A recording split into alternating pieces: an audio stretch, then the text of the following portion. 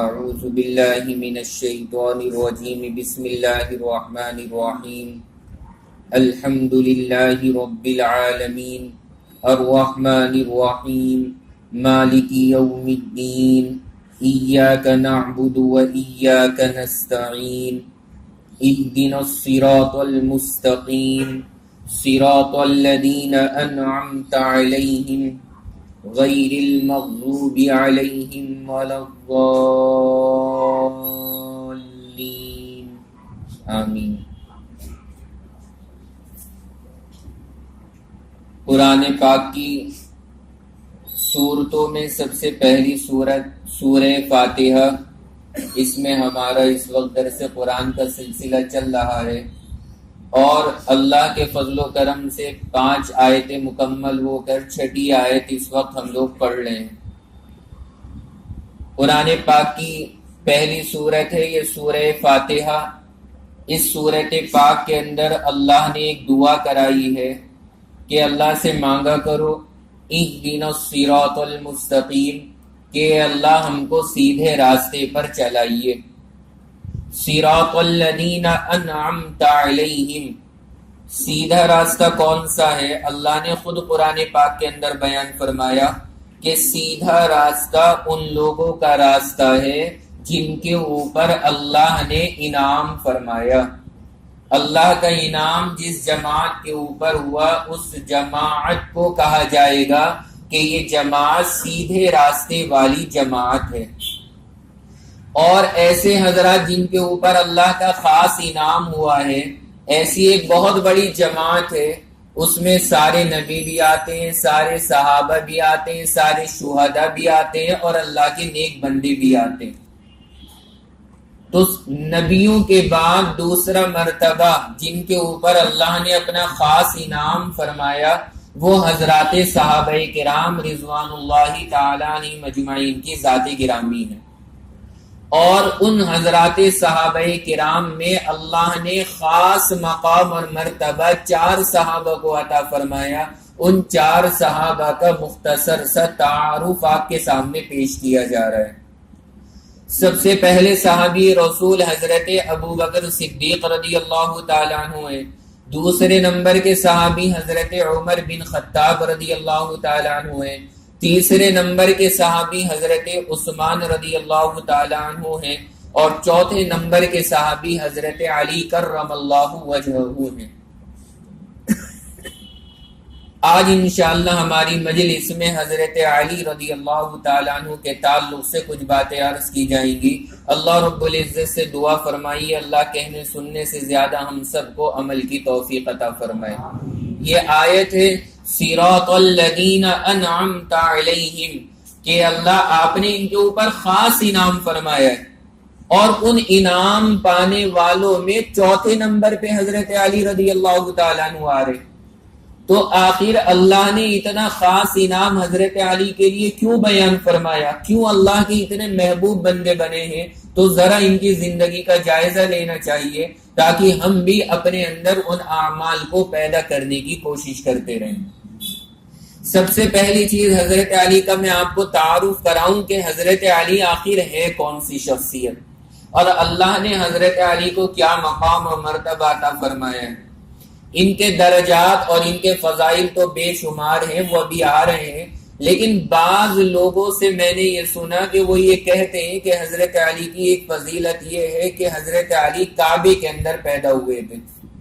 تو کعبے کے اندر ولادت کا ہونا حضرت علی کی بیان کیا جاتا ہے۔ ذرا اس کو توجہ کے ساتھ سمجھیے گا کہ کیا واقعی میں ایسا ہے کہ حضرت علی کی ولادت کعبۃ المکرم کے اندر ہوئی ہے، یا حضرت علی کی ولادت کا کوئی اور مقام ہے؟ اس کو ذرا سمجھنا ہے۔ مشہور ہمارے ہاں یہی ہے کہ حضرت علی کی ولادت کعبے کے اندر ہوئی ہے، لیکن علماء نے لکھا ہے کہ جن لوگوں نے یہ بات کہی ہے کہ کعبے کے اندر حضرت علی کی ولادت ہوئی، یہ بات غلط ہے۔ حضرت علی کی ولادت کعبے کے اندر نہیں ہوئی ہے۔ ان لوگوں کو دھوکہ کہاں سے لگا وہ بھی آپ ذرا سمجھیں۔ کتابوں کے اندر یہ لکھا ہوا ہے عربی زبان میں کہ ولید فی الکعبہ، ولید فی الکعبہ کے معنی عربی زبان میں ہوتے ہیں کہ پیدا ہوئے کعبے میں۔ ولید فی الکعبہ کے معنی پیدا ہوئے کعبے میں. تو جب حضرت علی کے بارے میں یہ لکھا ہے کہ ولد فی الکعبہ، کعبے کے اندر پیدا ہوئے، تو وہیں سے بعض لوگوں کو دھوکہ لگ گیا، انہوں نے سمجھا کہ کعبے میں حضرت علی کی ولادت ہوئی ہے. ہمارا نظریہ کیا ہے کہ ہم ساری فضیلتیں مانتے ہیں، لیکن وہی فضیلت مانیں گے جو ثابت ہو. جس فضیلت کا کوئی ثبوت نہ ہو، ہم اور آپ اس فضیلت کو نہیں مانیں گے. یہ ہمارا بنیادی عقیدہ ہے. اللہ کے پیغمبر کے لیے بھی وہی فضائل مانیں گے جو حضور کے لیے ثابت ہیں. اور اگر کوئی ایسی فضیلت آ کر کے بتانے لگے کہ جو ثابت ہی نہ ہو سند کے حساب سے، تو ہم ہرگز اس کو تسلیم نہیں کر سکتے. کوئی آدمی آئے آ کر کے کہنے لگے کہ حضور علیہ الصلوۃ والسلام تو کھانا ہی نہیں کھاتے تھے، تو ہم تسلیم نہیں کریں گے، کیونکہ آپ سے کھانا ثابت ہے. کوئی آ کر کے کہنے لگے کہ آپ پانی نہیں پیتے تھے، کہ یہ بہت بڑے کمال کی بات ہے. ہوتی رہے کمال کی بات، لیکن اگر حضور سے اس کے خلاف ثابت ہے تو اس کو ہم تسلیم نہیں کر سکتے. حضرت علی کے فضائل اپنی جگہ ہیں، ہم حضرت علی کے تمام فضائل کو مانتے ہیں، لیکن زبردستی کوئی فضیلت بیان کرنا یہ ہرگز تسلیم نہیں کیا جا سکتا. کیا مطلب ہے؟ اب ذرا آپ یہ سمجھے کہاں سے ان حضرات کو دھوکہ لگا ہے. ولد فی الکعبہ، کہ کعبے کے اندر پیدا ہوئے، یہ جملہ لکھا ہے کتابوں کے اندر. اب آپ ذرا ایک اور آیت سنیں، اس سے آپ کو بات سمجھ میں آئے گی. اللہ نے قرآن پاک کے اندر فرمایا کہ آدمی حج کرنے جائے اور اس سے کوئی غلطی ہو جائے تو اس کو چاہیے کہ اپنی وہاں پہ قربانی کرے، خون بہائے، جانور کی قربانی. اس کے لیے اللہ تبارک و تعالی نے قرآن پاک کے اندر جو لفظ استعمال کیا، اللہ نے فرمایا ہدیم بالغ الکعبۃ، قربانی کو بھیجے کعبے میں جا کر کے اس کی قربانی ذبح ہوگی، تب اس کا گناہ معاف ہوگا. قرآن پاک کے اندر ہے کعبے کا لفظ. اب آپ نے کبھی آج تک سنا ہے کہ کسی حاجی سے غلطی ہوئی ہو اور اس نے قربانی کی ہو اور اس کی قربانی کے لیے کعبے کا دروازہ کھلوایا گیا ہو اور کھلوانے کے بعد کعبے کے اندر اس کی قربانی کی گئی ہو؟ آج تک بھی نہیں ہوا ایسا. کعبے کے اندر کوئی قربانیاں نہیں کی جاتی، وہ تو عبادت کی جگہ ہے، وہاں قربانی نہیں ہوتی. لیکن ہم جب قرآن کو دیکھ رہے ہیں تو قرآن کہہ رہے ہیں کہ قربانی کرو کعبے میں. اس کا مطلب علماء نے لکھا ہے کہ کعبے سے مراد کعبہ ہی نہیں ہوتا، وہ جو 4 کونے کا بنا ہوا ہے. کعبے کو بول کر کے شریعت کے اندر پورا حرم مراد لیا جاتا ہے. کعبے کو بول کر کے پورا حرم مراد ہوتا ہے. اور حرم شریف اور حرم جو ہے وہ بہت بڑا ہے، خالی مسجد الحرام نہیں، مسجد الحرام کے باہر کا بھی بہت سارا حصہ وہ سارا کا سارا حرم میں داخل ہے. تو حضرت علی کے بارے میں یہ جو آتا ہے کہ کعبے میں پیدا ہوئے، تو کعبے سے مراد وہ 4 دیواری نہیں ہے، بلکہ کعبے سے مراد حرم ہے، کہ حضرت علی رضی اللہ تعالیٰ عنہ کی جو ولادت ہوئی ہے وہ حرم شریف کے اندر ہوئی ہے، نہ کہ کعبے کے اندر. بات سمجھ میں آ گئی آپ حضرات کو؟ یہ پہلی چیز آپ کو سمجھانے کی کوشش کر رہا ہوں کہ حضرت علی کے بارے میں یہ کہنا کہ حضرت علی کعبے کے اندر پیدا ہوئے، یہ بات صحیح نہیں ہے. اور جو لوگ یہ کہتے ہیں کہ کعبے کے اندر پیدا ہوئے، وہ یہ کہتے ہیں کہ لکھا ہوا ہے کہ کعبے میں ولادت ہوئی. تو ہم کیا جواب دیں گے کہ کعبے سے مراد یہاں پہ خالی خانہ کعبہ نہیں ہے، بیت اللہ نہیں ہے، بلکہ کعبے سے مراد کیا ہے؟ یہاں پر حرم مراد ہے. حرم میں حضرت علی کی ولادت ہوئی، اس کو کہہ دیا گیا کہ ان کی ولادت کعبے کے اندر ہوئی ہے. سمجھ گئے آپ سارے حضرات؟ یہ نہیں آیا؟ دوبارہ بتاؤں. حضرت علی رضی اللہ تعالیٰ عنہ کی ولادت کہاں پر ہوئی ہے یہ آپ کو سمجھایا. کعبے کے اندر، دنیا کے اندر صرف ایک آدمی کی ولادت ہوئی ہے، اس کا بھی نام میں آپ کو بتا دیتا ہوں. صرف ایک صحابی ایسے ہیں جنہیں اللہ نے یہ شرف عطا فرمایا کہ کعبے کے اندر ان کی ولادت ہوئی ہے، بیت اللہ کی 4 دیواری کے اندر. صرف ایک صحابی کی، ایک آدمی کو یہ شرف حاصل ہوا ہے. ان صحابی رسول کا نام ہے حضرت حکیم بن حزام رضی اللہ تعالی عنہ. حکیم ان کا اپنا نام ہے اور والد محترم کا نام ہے حزام. تو حکیم بن حزام رضی اللہ تعالی عنہ یہ اکیلے صحابی رسول ہے جن کی کعبے کی 4 دیواری میں ولادت ہوئی، اس کے علاوہ کسی کو اللہ نے یہ شرف نہیں عطا فرمایا۔ ان کے اوپر پوری دنیا کا اتفاق ہے کہ کعبے کے اندر پیدا ہوئے۔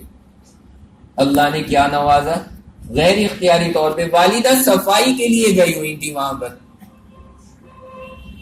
کوئی یہ مطلب نہیں کہ وہاں پہ بچے ہوا کرتے تھے یا بچے کے پیدا ہونے کی جگہ تھی کعبہ، نہیں، ان کی والدہ محترمہ حمل سے تھی اور صفائی کے لیے گئی ہوئی تھی۔ اللہ کا کرنا وہیں ان کو درد شروع ہوا اور درد ہوتے ہی ہاتھوں ہاتھ وہ وہیں کنارے ٹیک لگا کر کے بیٹھ گئی۔ جیسے ہی بیٹھی ہاتھوں ہاتھ ان کے بچے کی ولادت ہو گئی اور وہاں پہ کعبے میں حضرت حکیم رضی اللہ تعالیٰ عنہ وجود میں آ گئے۔ اللہ نے غیب سے یہ اسباب پیدا فرما دیے۔ تو اگر کسی کے لیے کعبے کے اندر پیدا ہونے کی فضیلت ثابت ہے تو اس صحابی رسول کا نام کیا ہے؟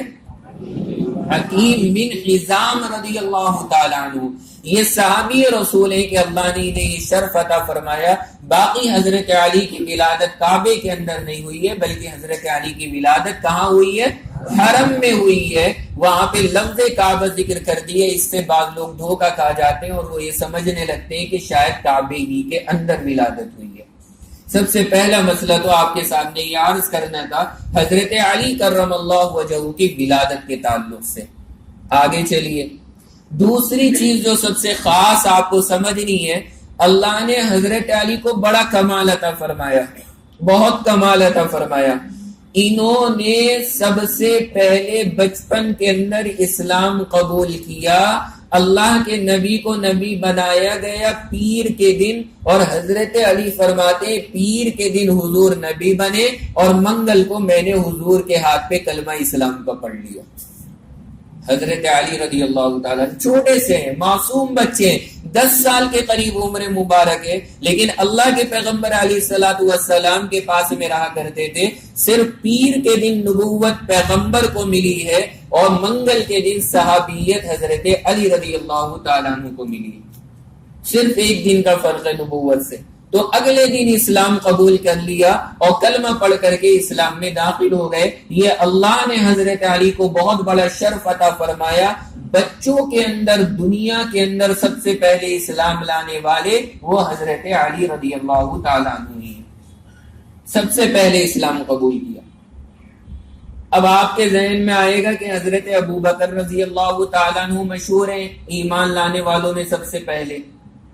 اس مسئلے کو ذرا سمجھ لیں کہ ایمان لانے میں سب سے پہلا کون ہے، حضور پہ ایمان سب سے پہلے کون لے کر کے آیا، یہ بات بہت سمجھنے والی ہے۔ دیکھیے، حضور کو غار میں فرشتے نے نبی بنایا، یہ بات آپ سن چکے ہیں، بارہا میں عرض کر چکا۔ غار میں نبوت ملی، نبوت ملنے کے بعد حضور سیدھے گھر پر آئے اور آ کر کے اپنی اہلیہ سے کہا کہ مجھے بہت ڈر لگ رہا ہے، شاید میری جان کا خطرہ ہے۔ بہت بوجھ تھا اللہ کے پیغمبر علیہ الصلوۃ والسلام کے اوپر۔ گھر پر جیسی آئے اور آپ نے اپنی نبوت کی خبر اپنی اہلیہ کو دی، سب سے پہلے حضور علیہ الصلوۃ والسلام پہ ایمان لانے والی اللہ کے پیغمبر علیہ الصلوۃ والسلام کی بیوی محترمہ حضرت خدیجہ الکبریٰ رضی اللہ تعالی عنہا ہے، سب سے پہلے اسلام لائی۔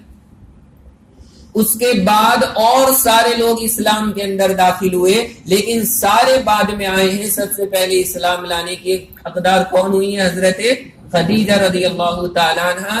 یہ عورتوں کے لیے بڑی فخر کی اور عزت کی بات ہے کہ حضور کی نبوت پہ دنیا میں سب سے پہلے لبیک کہنے والی ایک عورت ہے، کسی مرد کو یہ اعزاز حاصل نہیں ہوا۔ یہ عورت کو اللہ نے اعزاز عطا فرمایا کہ سب سے پہلے حضور علیہ الصلوۃ والسلام کی نبوت پہ لبیک ایک خاتون نے کہا ہے، حضرت خدیجہ۔ لیکن پھر آپ سوچیں گے کہ حضرت ابو بکر کو کیوں کہا جاتا ہے سب سے پہلا ایمان لانے والا؟ اس کی وجہ یہ ہے کہ سب سے پہلے خدیجہ ایمان تو لائی ہے، لیکن وہ آپ کی کیا تھی؟ بیوی تھی۔ ظاہر سی بات ہے، بیوی شوہر کے اوپر ایمان لے کر کے آ جائے بہت بڑے کمال کی بات نہیں ہے۔ بیوی ہے، وہ تو اپنے شوہر کو نہیں مانے گی تو جائے گی کہاں پر؟ کمال تو ہے لیکن بہت بڑا نہیں، کیونکہ بیوی اپنے شوہر کے اوپر ایمان لے کر کے آئی۔ پھر حضرت علی ایمان لے کر آئے ہیں، ان کا ایمان لانا بھی، ارے بچے ہیں، بچوں کا ایمان لانا اتنا اہمیت نہیں رکھتا، یہ بچوں کی لسٹ میں آ گئے ہیں حضرت علی رضی اللہ تعالیٰ۔ پھر حضرت زید رضی اللہ تعالیٰ عنہ ایمان لائے ہیں، لیکن حضرت زید حضور کے غلام ہیں، حضرت زید حضور کے غلام ہیں، تو غلام تو اپنے آقا کی مانے گئی، غلام تو وہی کام کرے گا نا جو اس کا آقا کہے گا، اس لیے حضرت زید کا ایمان لانا بھی اس درجے کی بات نہیں، لیکن سب سے پہلے آزاد لوگوں میں، مردوں کے اندر اور حضور سے کوئی قریبی تعلق نہ ہونے کی بنیاد پر سب سے پہلے جو اسلام لے کر کے آئے وہ سیدنا صدیق اکبر رضی اللہ تعالیٰ عنہ ہے، اس لیے حضرت ابو بکر کو کہا جاتا ہے کہ سب سے پہلے اسلام لے کر کے آنے والے۔ بات سمجھ میں آ گئی؟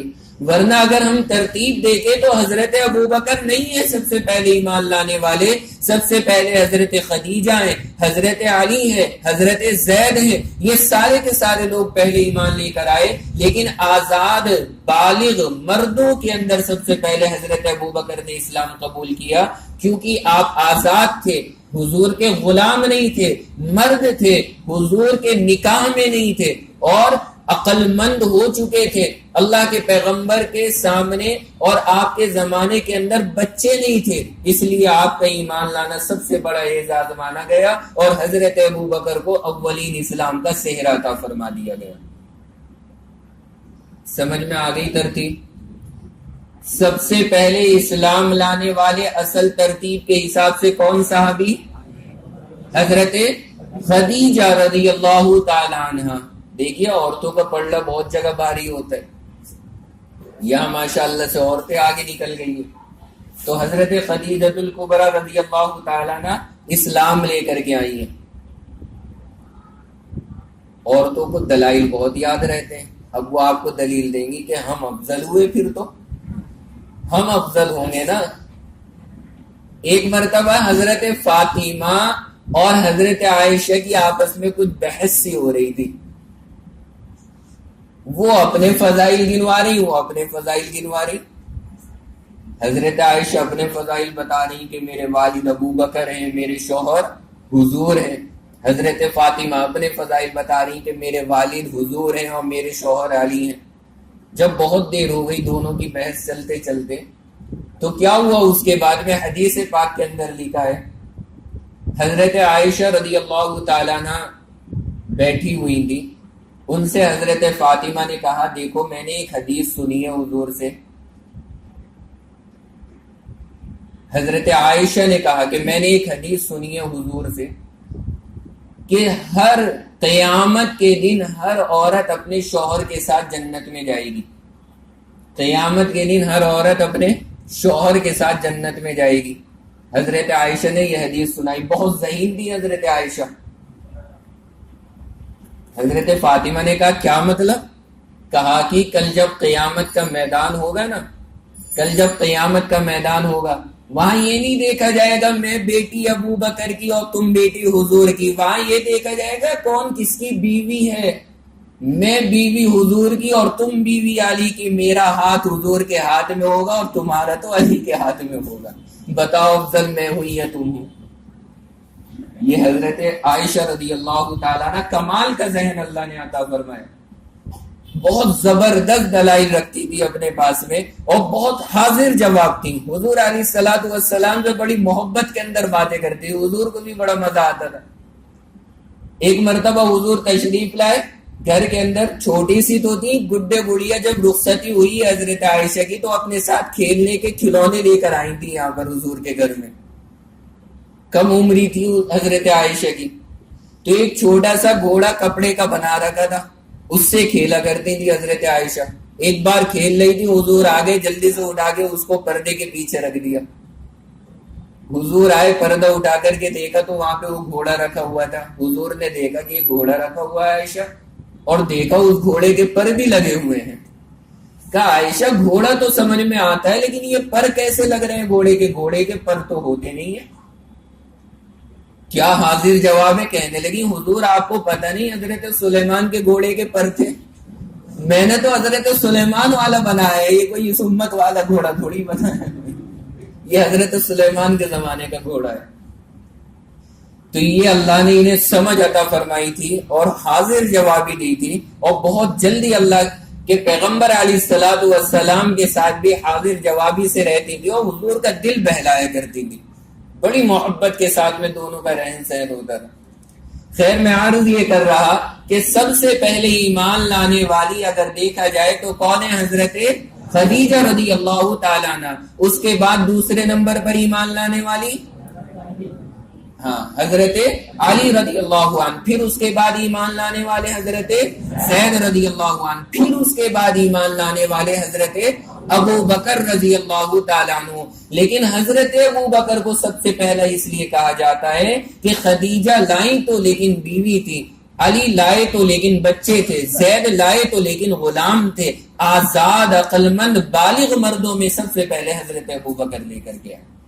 تو خیر حضرت علی کو اللہ نے یہ شرف عطا فرمایا کہ سب سے پہلے اسلام کے اندر بچوں کے اندر داخل ہوئے، اور سب سے پہلے وہ بچے بنے اسلام کے جنہوں نے حضور علیہ الصلوۃ والسلام کی صحابیت کا اعزاز حاصل فرمایا. حضور کی تربیت میں زندگی گزاری، علم کا عالم کیا ہوگا ان کے ذرا اندازہ لگائیں. حضور نے انہیں یمن کا قاضی گورنر بنایا. کہا علی یمن جاؤ، وہاں پہ تم حاکم بنو گے، قاضی جج بنا کے روانہ کر رہے ہیں حضور ان کو یمن کا، حضرت علی کو. اب جب حضرت علی کو یہ ڈیوٹی سپرد کی، حضرت علی آئے کہنے لگے حضور میں تو کچھ جانتا نہیں فیصلے کرنا، میں کیسے فیصلے کروں گا؟ اس کے لیے تو پورے کورس کرنے پڑتے ہیں، بہت بڑی بڑی ڈگریاں حاصل کرنی پڑتی ہیں، تب آدمی جا کر کے ماہر ہوتا ہے کہ حضرت میں نے تو کبھی اپنے گھر میں فیصلے نہیں کیے، میں وہاں جا کے لوگوں میں کیسے فیصلے کروں گا؟ اللہ کے پیغمبر علیہ الصلوۃ والسلام نے حضرت علی کو بلایا، اور بلانے کے بعد میں اپنا ہاتھ لیا اور ہاتھ لے کے حضرت علی کے دل پہ رکھا. ہاتھ اپنا حضرت علی کے دل پہ رکھا اور فرمایا اللہم اہد قلبہ وثبت لسانہ. اے اللہ علی کے دل کو ہدایت پہ قائم رکھنا اور اس کی زبان پہ حق کو جاری کر دینا. بس دعا مل گئی حضور کی. دل پہ ہاتھ رکھ کے اللہ کے پیغمبر نے کیا دعا دی، اور کیسی دعا نکلی اللہ کے پیغمبر سے. فرماتے ہیں اس دعا کے بعد سے مرتے دم تک کسی بھی مسئلے کے اندر سوچنا نہیں پڑا. اللہ نے ہاتھوں ہاتھ ہر مسئلے کا حل ذہن میں ڈال دیا ساری زندگی. اور سب سے بڑے قاضی بنے صحابہ میں، سب سے بڑے قاضی بنے. ان سے بڑا کوئی قاضی نہیں ہے صحابہ میں، سب سے بڑے صحابی. آپ نے سنا ہے نا جمعے کے دن خطبہ ہوتا ہے، اس میں پڑھا جاتا ہے ارحم امتی بی امتی ابو بکر واشدہم فی امر اللہ عمر وَأَصْدَقُهُمْ حَيَاءً عُثْمَانَ وَأَقْضَاهُمْ عَلِي. ہر جمعے کو یہ اعلان ہوتا ہے ممبر سے. حضور نے فرمایا میرے 4 صحابہ ہیں، ان چاروں کی شان الگ ہے. نبی نے کہا ارحم امتی، سب سے زیادہ میری امت میں رحم اگر کسی کے دل میں ہے تو وہ ابو بکر ہے، بھرے ہوئے رحم و کرم سے. وَأَشَدُّهُمْ فِي أَمْرِ اللَّهِ، اور اللہ کے حکم میں سب سے ٹائٹ اگر کوئی ہے امت کے اندر کہ جو دنیا کو پیچھے ڈال دے لیکن اللہ کے حکم میں سمجھوتا ہرگز نہ کرے، وہ حضرت عمر بن خطاب رضی اللہ تعالیٰ عنہ. وَأَصْدَقُهُمْ حَيَاءً عُثْمَانَ، میری امت کے اندر سب سے زیادہ اگر شرم و حیا کسی کے اندر ہے تو وہ امت میں حضرت عثمان رضی اللہ تعالیٰ عنہ ہے. اللہ نے اس فرد کے اندر سب سے زیادہ خصوصیت رکھی. وَأَقْضَاهُمْ عَلِي، اور فرمایا سارے صحابہ میں سب سے اچھا فیصلہ کرنے والا اگر کوئی ہے تو وہ میرا علی ہے. یہ حضرت علی رضی اللہ تعالیٰ عنہ کی شان مبارک ہے. فرمایا ان سے اچھا صحابہ میں امت کے اندر کوئی فیصلہ کرنے والا نہیں. یہ کیوں بنے سب سے اچھے فیصلہ کرنے والے؟ وہ دعا دی ہے اللہ کے نبی نے، ہاتھ رکھ کے کہا ہے اے اللہ علی کے دل کو ہدایت پہ جما دینا اور اللہ علی کی زبان پہ حق کو جاری کر دینا. اللہ نے اس کا نتیجہ یہ دیا کہ ساری زندگی اللہ نے حق کو جاری کر دیا اور ایسے ایسے فیصلے فرمائے کہ آدمی تصور بھی نہیں کر سکتے. یہ خصوصیات ہیں حضرت علی رضی اللہ تعالیٰ عنہ کی، اللہ کے پیغمبر علیہ الصلوۃ والسلام کی طرف سے جو ان کو عطا فرمائی گئی۔ آپ کو حیرت ہوگی، حضور کی حدیثیں جو ہمارے پاس آئی ہیں، اکیلے حضرت علی رضی اللہ تعالیٰ عنہ نے 786 حدیثیں امت تک نقل کر کے پہنچائی ہیں۔ کتنی حدیثیں؟ 786 حدیثیں اللہ کے پیغمبر کی۔ آج جو حضور کے ارشادات ہمارے پاس میں آئے ہیں، ان میں سے 786 حضرت علی رضی اللہ تعالیٰ عنہ نے نقل کر کے پہنچائے کہ نبی نے یہ فرمایا، نبی نے یہ فرمایا، تو اس کی تعداد 786 اور 786 کا عدد بھی بڑا عجیب ہے۔ 785 بھی نہیں ہوئے، 87 بھی نہیں ہوئے، 786۔ اسی لیے کہیں ہم اور آپ اس کا ادب تو نہیں کرتے زیادہ؟ ہمارے ہاں بھی تو چلتا ہے 786 بہت زیادہ۔ 786 کے بارے میں یاد رکھیے گا، اس کو لکھنے سے بسم اللہ کی کوئی فضیلت حاصل نہیں ہوتی ہے۔ اگر آپ یہ سوچتے ہیں کہ 786 میں نے لکھ لیا، اب مجھے بسم اللہ کا معاملہ اور بسم اللہ کی فضیلت حاصل ہو گئی، ایسا کچھ نہیں ہے۔ بسم اللہ پڑھنا الگ ہے، 786 الگ ہے، گنتی ہے اور یہ حروف ہے، اس کا گنتی سے کیا تعلق ہوگا؟ اس لیے یہ تصور نہیں کرنا چاہیے کہ 786 یہ بسم اللہ کی جگہ ہو جائے گا۔ اگر اتنی آسانی سے یہ نمبر قرآن کی آیتوں کی جگہ ہو جائے نا، تو پھر میں کہا کرتا ہوں پھر تو بہت آسان ہو جائے گا۔ پہلے پاری کے لیے ایک آپ کوڈ ورڈ متعین کر دیجئے، مثال کے طور پہ 778۔ بس اب امام نے نیت باندھی، نماز میں سورہ فاتحہ پڑھی تراویح میں، اس کے بعد کہہ دیا وَلَضَّالِّينَ کے بعد 778 اور رکوع کر دیا، ایک پارہ ہو گیا۔ یہ پتہ نہیں کون سا فلسفہ ہے۔ بعض لوگ کہتے ہیں کہ بسم اللہ کی جگہ، کیسے بسم اللہ کی جگہ ہو جائے گا؟ کہاں سے فضیلت حاصل ہو جائے گی بسم اللہ والی؟ ہرگز تصور نہیں کرنا چاہیے۔ بعض لوگ خالی 786 لکھ کر کے اور یہ سوچتے ہیں بسم اللہ لکھنے کی ضرورت باقی نہیں بچی ہے، سب غلط باتیں۔ ایسا نہیں ہے، جو بسم اللہ کی فضیلت ہے وہ تو بسم اللہ پر ہی حاصل ہوگی، 786 پہ حاصل ہونے والی نہیں ہے۔ حضرت علی رضی اللہ تعالیٰ عنہ کی حدیثوں کی تعداد میں نے آپ کو بتائی کہ حضرت علی نے پیغمبر کے کتنے ارشاد ہم تک پہنچائے؟ 786 ارشاد اللہ کے پیغمبر تک کہ حضور کے ہم تک حضرت علی نے پہنچائے ہیں۔ حضرت عمر بن خطاب رضی اللہ تعالیٰ عنہ فرماتے ہیں کہ اللہ نے علی کو 3 خصوصیات ایسی عطا فرمائی کہ اگر مجھے ان میں سے ایک خصوصیت بھی مل جاتی تو میں ہر دن اپنی عید منایا کرتا، اگر ایک خصوصیت بھی مل جاتی۔ کہا ان کو 3 اللہ نے ایسی عطا فرما دی کہ اگر ایک بھی مجھے مل جاتی ایسی خصوصیت تو مزہ آ جاتا۔ کیا خصوصیات بیان فرمائی نبی نے؟ ذرا سنیں۔ نمبر 1، حضرت عمر بن خطاب نے فرمایا پیغمبر کی طرف سے سب سے پہلی خصوصیت علی کو یہ ملی کہ کائنات کی ساری عورتوں کی سردار سیدۃ نساء اہل الجنہ حضرت فاطمہ الزہرا رضی اللہ تعالیٰ عنہ کا نکاح حضور علیہ الصلوۃ والسلام نے حضرت علی سے فرمایا۔ عمر بن خطاب فرماتے ہیں اتنا بڑا یہ اعزاز ہے، اتنا بڑا اعزاز ہے کہ اگر عمر کو حاصل ہو جاتا ہے تو ہر دن عمر عید مناتا ہے۔ اس پیغمبر کی سب سے چہیتی بیٹی ہے، سب سے لاڈلی لڑکی ہے اللہ کے پیغمبر کی۔ صاحبزادیاں تو اور 3 ہیں، لیکن جو معیار حضرت فاطمہ کا ہے وہ کسی کا نہیں ہے۔ حضرت عمر فرما رہے ہیں اتنی لاڈلی بیٹی حضور نے جسے عطا فرمائی اور حضور نے جسے اپنا داماد بنایا اور اپنے داماد بنانے کے لیے جس کا انتخاب فرمایا، ظاہر سی بات ہے وہ انتخاب لاجواب ہوگا۔ پیغمبر جس کو اپنی بیٹی دے رہے ہو اس کے اوپر کون انگلی اٹھا سکتا ہے؟ پیغمبر جس کے نکاح میں اپنی سب سے لاڈلی لڑکی کو، جس کو حضور فرماتے تھے فاطمہ تو بضعۃ منی، فاطمہ تو میرے جگر کا ٹکڑا ہے، حضور فرمایا کرتے تھے جس کو حضور اپنے جگر کا ٹکڑا دے رہے ہو، ظاہر سی بات ہے اس کا مقام اور مرتبہ کیا ہوگا۔ فرمایا یہ اعزاز ایسا ہے کہ دنیا میں کوئی علی کا مقابلہ نہیں کر سکتا۔ دوسری چیز حضرت عمر بن خطاب نے بیان فرمائی، اوہو یہ تو بہت ہی کمال کی چیز ہے۔ حضرت عمر بن خطاب نے فرمایا حضور نے یہودیوں کی بستی تھی ایک خیبر مدینہ کے قریب، حضور نے یہودیوں کی بستی پہ حملہ کیا صحابہ کو لے کر کے، ان یہودیوں نے کیا کیا، ایک قلعہ تھا، قلعے کے اندر بند ہو گئے سارے کے سارے اور دروازے بند کر لیے.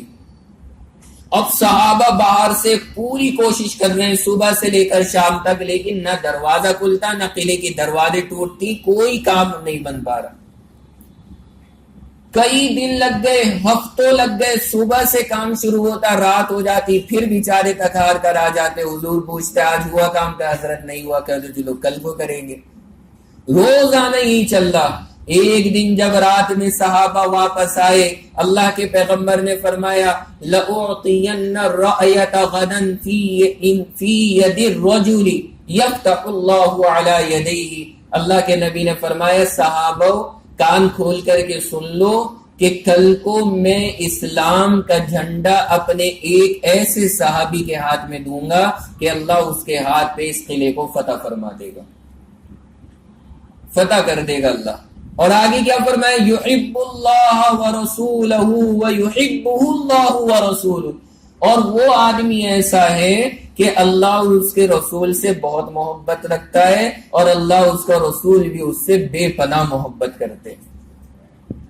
کیا اعزاز ملنے جا رہا ہے. اب آپ ذرا سوچیں، حضور نے رات میں ہی اعلان کر دیا، اب صحابہ نے رات کیسے گزاری ہوگی.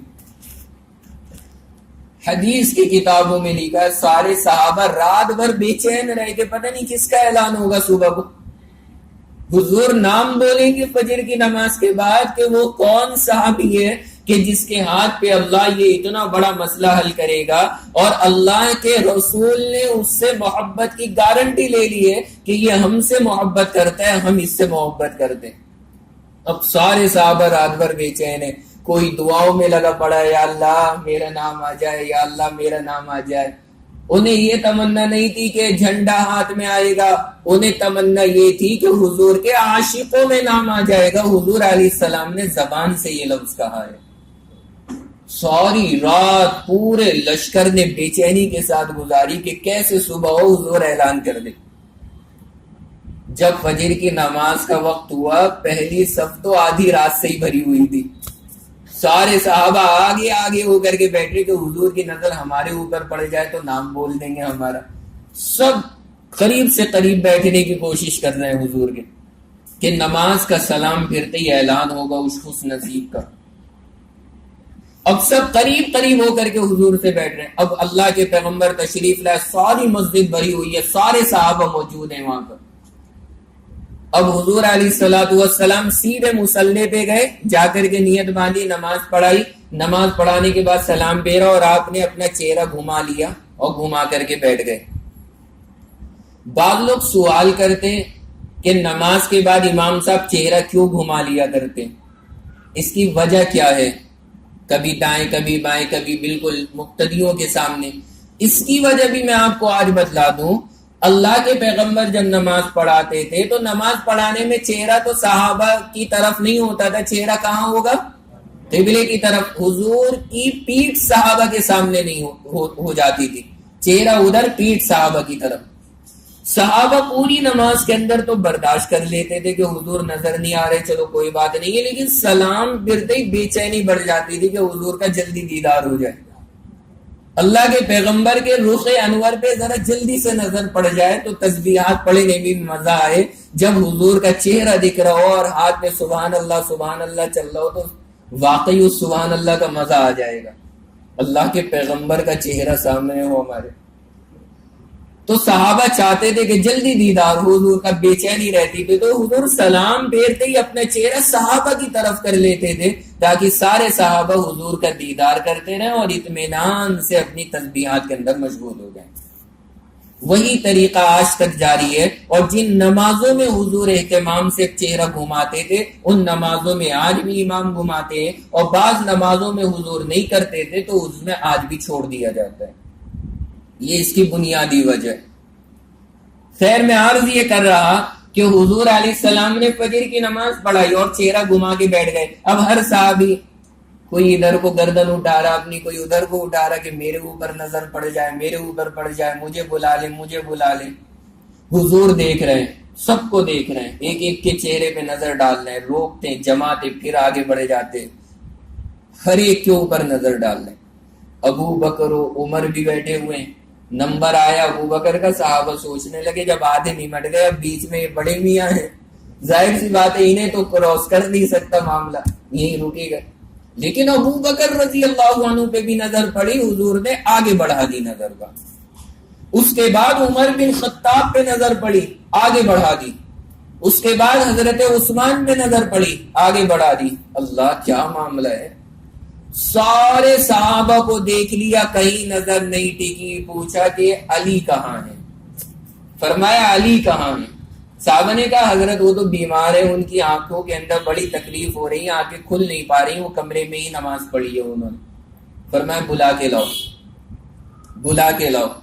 صحابہ گئے، ان کا ہاتھ پکڑ کے لائے کہ حضور بلا رہے ہیں جناب تمہیں، چلو جلدی سے مسجد کے اندر. مسجد میں آئے، کہا علی کیا ہوا؟ کہ حضرت پریشان ہوں، بیمار ہوں. کہا علی آج جھنڈے کے لیے انتخاب اللہ نے اور اس کے رسول نے تمہارا کیا ہے، آج اسلامی جھنڈا تمہارے ہاتھ میں ہوگا.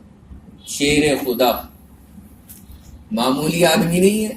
کہا تمہارے ہاتھ میں ہوگا. حضرت نے کہا حضور میری آنکھیں کھل نہیں رہی، میں جھنڈا لے کے کہاں کو جاؤں گا، اور کوئی مجھے شہر میں تھوڑی گھومنا ہے، یہاں پہ کہ روڈ کے اوپر ٹہلنا ہو خالی جیسے ہم جلوس لیے ٹہلتے ہیں.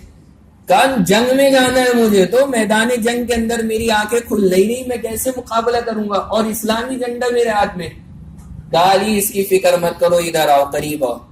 نزدیک بلایا، اور نزدیک بلانے کے بعد اللہ کے پیغمبر علیہ الصلوۃ والسلام نے اپنی انگلی کو منہ میں داخل کیا، اور داخل کرنے کے بعد اپنا لعاب اپنی انگلی کے اوپر لیا، اور حضرت علی سے فرمایا علی آنکھ قریب کرو. انہوں نے آنکھ قریب کی. حضور نے اپنی انگلی کے ذریعے سے حضرت علی کی آنکھ میں اپنا لعاب دہن لگا دیا. اللہ، یہ لعاب دہن کس کا لگا ہے؟ اگر امتی کو مل جائے، ظاہر سی بات ہے اس شخص کا تو لعاب دہن بھی چھوڑنے کے قابل نہیں ہے. حضور علیہ الصلوۃ والسلام کا لعاب، آپ کے بدن مبارک سے نکلنے والا تو تھوک بھی ہمارے لیے سونے سے زیادہ عظیم الشان ہے. کیا برکت ہوئی ہے اس کی. لعاب لگایا اور کہا علی ذرا آنکھیں کھولو. حضرت علی فرماتے ہیں کہ اس سے بھی زیادہ اچھی آنکھ ہو گئی جیسی میری پہلے تھی. ساری تکلیف ختم. کیا پیغمبر کی انگلی تھی اور کیا پیغمبر کا لعاب تھا. اللہ نے سارا مسئلہ ختم فرما دیا. کہتے بالکل صحیح ہو گیا. میں کھڑا ہو گیا، میں نے کہا لائیے حضرت تیار ہوں. اللہ نے کس قدر عظیم پیغمبر دیا ہے، کس قدر پیارا نبی دیا ہے، جس کے لعاب کے اندر یہ حال ہو، اس کی تعلیمات کا حال کیا ہوگا. سوچنے والی بات ہے. جس پیغمبر کے لعاب سے آدمی بیماریاں ختم ہو جاتی ہو، جب اس کی تعلیمات کے اوپر ہم اور آپ عمل کریں گے تو ہماری روح کی بیماریاں کیسے نہیں ختم ہوں گی، اور کیسے اللہ ہمیں سکون نہیں عطا کرے گا. مسلمانوں، لعاب دہن بہت دور کی بات ہے. میں آپ کو بتاتا ہوں عجیب واقعہ. حضور علیہ الصلوۃ والسلام ایک مرتبہ رات میں اپنے بستر پہ لیٹے ہوئے تھے. گھروں کے اندر پیشاب خانے نہیں ہوتے تھے، تو رات میں بستر کے نیچے آدمی اپنے لیے برتن رکھ لیتا تھا کہ پیشاب کرنے کی ضرورت پڑی تو اس میں کر لیا جائے گا. اللہ کے پیغمبر علیہ الصلوۃ والسلام کو رات میں آنکھ کھلی، پیشاب آیا. اللہ کے نبی اٹھے، آپ نے اس برتن میں پیشاب کیا اور اس کو وہیں نیچے چارپائی کے سرانے رکھ دیا. حضور کے گھر میں رات میں ایک مہمان تھے، حضرت ام ایمن رضی اللہ تعالی عنہ. یہ خاتون ہے، فرماتی ہے میں رات میں سو رہی تھی، میری آنکھ کھلی، بڑی تیز پیاس لگ رہی ہے، پیاس کی شدت کا عالم ہے. کہنے لگی میں ادھر ادھر پانی کی تلاش میں گھومتی رہی کہ کہیں پانی مل جائے. کہتی میرا ہاتھ کٹورے پہ پڑا ایک دم سے. میں نے کہا لگ رہا ہے پانی ہاتھ آ گیا. کہتی میں نے اس کو اٹھا لیا اور اٹھا کر کے منہ پہ لگایا اور پورا کا پورا پی گئی. مجھے پتہ تک نہیں لگا کہ کیا چیز ہے یہ. اللہ کے پیغمبر علیہ الصلوۃ والسلام نے اس میں استنجا کیا تھا، لیکن آپ ذرا غور فرمائیں کہ کس قدر شفافیت اور صفائی اس کے اندر ہوگی کہ حضرت ام ایمن پورا پی گئی لیکن انہیں احساس تک نہیں ہوا کہ یہ کیا میرے اندر جا رہا ہے. جب صبح ہوئی حضور نے ام ایمن کو بلایا اور بلانے کے بعد کہا کہ ام ایمن ذرا وہ چارپائی کے نیچے پیالہ رکھا ہے، اس میں نجاست ہے، اس کو ذرا پھینک کر کے آ جاؤ. جب یہ جملہ حضور نے کہا، ام ایمن کہتی ہے کہ میرے تو ایک دم سے دماغ کے اندر بات آ گئی. میں نے کہا میں نے تو رات میں اسے ختم کر دیا. میں نے حضور سے کہا، میں نے کہا حضرت میں نے تو رات میں پانی سمجھ کے اسے پی لیا، پانی سمجھ کے پی لیا. اللہ کے پیغمبر علیہ الصلوۃ والسلام نے ارشاد فرمایا، ام ایمن اللہ کی ذات کی قسم کھا کر کے کہتا ہوں آج کے بعد مرتے دم تک تمہیں پیٹ کے اندر کوئی تکلیف نہیں ہو سکتی. فرمایا قسم کھا کر کے کہتا ہوں آج کے بعد نہیں ہو سکتی. حضرت ام ایمن بڑھاپے میں روتی تھی اور کہتی تھی کہ میرے نبی کا آج سے اتنے سال پہلے میرے بدن کے اندر یہ پیشاب گیا تھا. نبی نے کہا تھا، فرماتی ہیں کہ ہر جگہ تکلیف ہو گئی لیکن آج تک پیٹ کے اندر کبھی کوئی تکلیف کا احساس نہیں ہوا. ایسا پیغمبر ہے اور ایسے نبی اللہ نے عطا فرمائے کہ آدمی تصور نہیں کر سکتا. تو فرمایا کہ غزوہ خیبر پہ بلایا انہیں اور لعابِ دہن لگایا کہ جاؤ علی، ہو گیا تمہارا کام. اب لیا جھنڈا حضرت علی نے اپنے ہاتھ میں، اور جو شیر خدا کی شان ہے وہ جھنڈا لے کر کے بڑھے اور جا کر کے جو ان کے قلعے کا دروازہ تھا، قلعے کا جو دروازہ تھا، حضرت علی رضی اللہ تعالیٰ عنہ اس قدر جوش میں گئے کہ جا کر کے اپنے ہاتھ سے جو 3-4 مرتبہ اس کو دھکا لگایا ہے اکیلے نے، حضرت علی نے. اللہ کا کرنا یہ کہ 3-4 بار دھکا لگانا تھا، وہ دروازہ اپنی چوکھٹ سمیت اکھڑ کر کے زمین کے اوپر آ کر کے گر گیا. لَأُعْطِيَنَّ الرَّأْيَةَ غَدًا فِي يَدِ رَجُلٍ يَفْتَحُ اللَّهُ عَلَى يَدَيْهِ. اللہ کے نبی نے فرمایا تھا ایسے آدمی کو دوں گا کہ اللہ کل کو فتح کرا دے گا اس کے ہاتھ میں. یہ شیر خدا کی شان ہے. صحابہ کہتے ہیں ہم نے 8 آدمیوں نے مل کے اس دروازے کو اٹھانا چاہا تو ہم سے نہیں اٹھا. 8 آدمیوں نے مل کر کے دروازے کو اٹھانا چاہا، نہیں اٹھا. لیکن حضرت علی رضی اللہ تعالیٰ عنہ نے تنے تنہا اور خود اپنی ذات گرامی سے اس کو اٹھا کر کے اکھاڑ کر کے الگ ڈال دیا. یہ اعزاز اللہ نے حضرت علی کو عطا فرمایا، کسی صحابی کو یہ شرف نہیں مل سکا.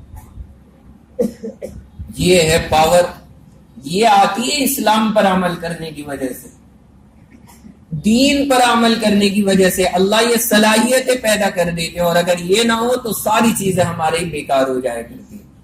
کتنے اعزاز ہو گئے حضرت علی کے؟ 2 ہو گئے. پہلا کیا بتایا آپ کو؟ بھول گئے؟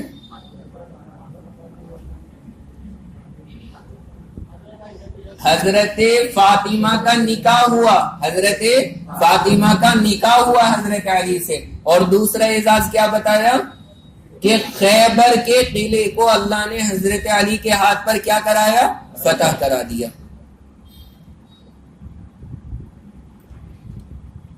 تیسرا اعزاز سنیے، حضور علیہ الصلوۃ والسلام نے ارشاد فرمایا مسجد کے اندر کسی ناپاک آدمی کو آنے کی اجازت نہیں ہے، ناپاک آدمی مسجد کے اندر قدم نہیں رکھ سکتا. لیکن میں اور میرا علی، اللہ نے اس حکم سے ان دو کو الگ کر دیا. فرمایا کہ میرے لیے اور علی کے لیے خاص حکم ہے کہ اگر ہم جنابت کی حالت میں بھی ہوں تو مسجد میں آ سکتے ہیں، اس کے اوپر وہ گناہ نہیں ہوگا جو عام آدمی کو ناپاکی کی حالت میں مسجد کے اندر آنے پہ ہوتا ہے. یہ 3 اعزاز خاص طور پہ حضرت علی کو ملے ہیں. پوری امت کے اندر یہ 3 شخصیتیں اور 3 فرد یہ اتنے بڑے اعزاز ہیں کہ اللہ نے کسی کو بھی نہیں عطا فرمایا. بیٹی فاطمہ کا نکاح، خیبر کا فتح ہونا اور مسجد کے اندر اسی طرح سے آنے کی اجازت ہونا. بعض مرتبہ بعض خاص لوگوں کو بعض خاص چیزیں عطا کر دی جاتی ہیں. یہ حضرت علی رضی اللہ تعالیٰ عنہ کے لیے اللہ نے خاص چیزیں رکھی تھی جو انہیں شرف کے طور پہ عطا فرمائی تھی. ویسے تو خود بھی بڑا پاکی کا اہتمام کرتے تھے لیکن ساتھ ساتھ میں اللہ نے بھی انہیں یہ مقام عطا فرما دیا تھا.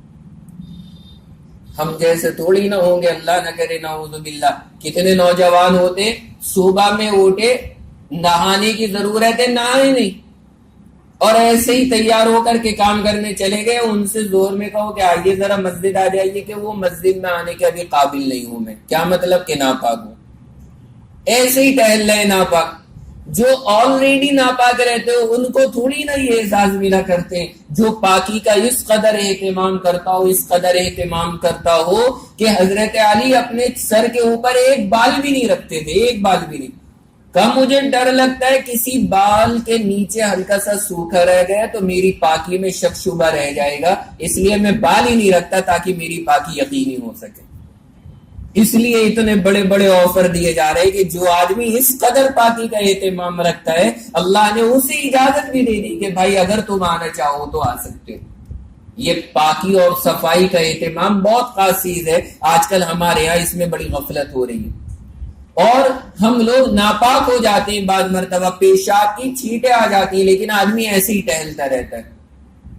اور آج کل جو انگلش فریش چل رہے ہیں اس کے اوپر بیٹھ کر کے بعض مرتبہ بعض لوگوں کو پیشاب کرنے کی ضرورت پڑتی ہے اور اس میں ہر ایک کو کرنا نہیں آتا, چھینٹیں آ جاتی ہیں اور آدمی اس کو پاک نہیں کرتا, اسی طرح سے اپنے بدن کو رکھتا ہے. یہ سخت محرومی کی بات ہے. اللہ کے پیغمبر نے فرمایا قبر کا عذاب بعض مرتبہ صرف اس وجہ سے آدمی کو ہوتا ہے کہ اس نے پیشاب کے مسئلے میں سستی کی ہوتی ہے.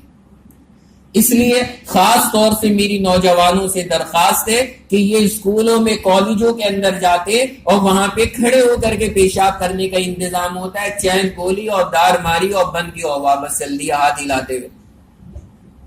لگتا ہی نہیں ہے کہ اس کے اوپر کوئی اسلام کے احکام بھی جاری ہوتے, اس کو شریعت کی بھی کوئی فکر ہے, کوئی ٹینشن نہیں, آرام سے پیشاب کر رہے ہیں, پتہ ہی نہیں چلتا یہ مسلمان ہے یا غیر مسلم ہے. ارے کچھ تو پاکی کا اہتمام کریں, کچھ تو اس کے لیے کوشش کریں. کم سے کم اگر وہاں پہ پانی نہیں ملتا, آپ یہ عذر کر رہے ہیں پانی نہیں ہے, تو اپنی جیب کے اندر ٹیشو پیپر رکھ کر کے لے جایا کریں. جب وہاں پہ استنجا کیا تو ٹیشو پیپر سے صاف کر لیا, اس جگہ کو سکھا لیا اور ایسے ہی آگے پھر گھر پہ آ کر کے پانی سے استنجا کر لیا. کم سے کم اتنا تو کر سکتے ہیں.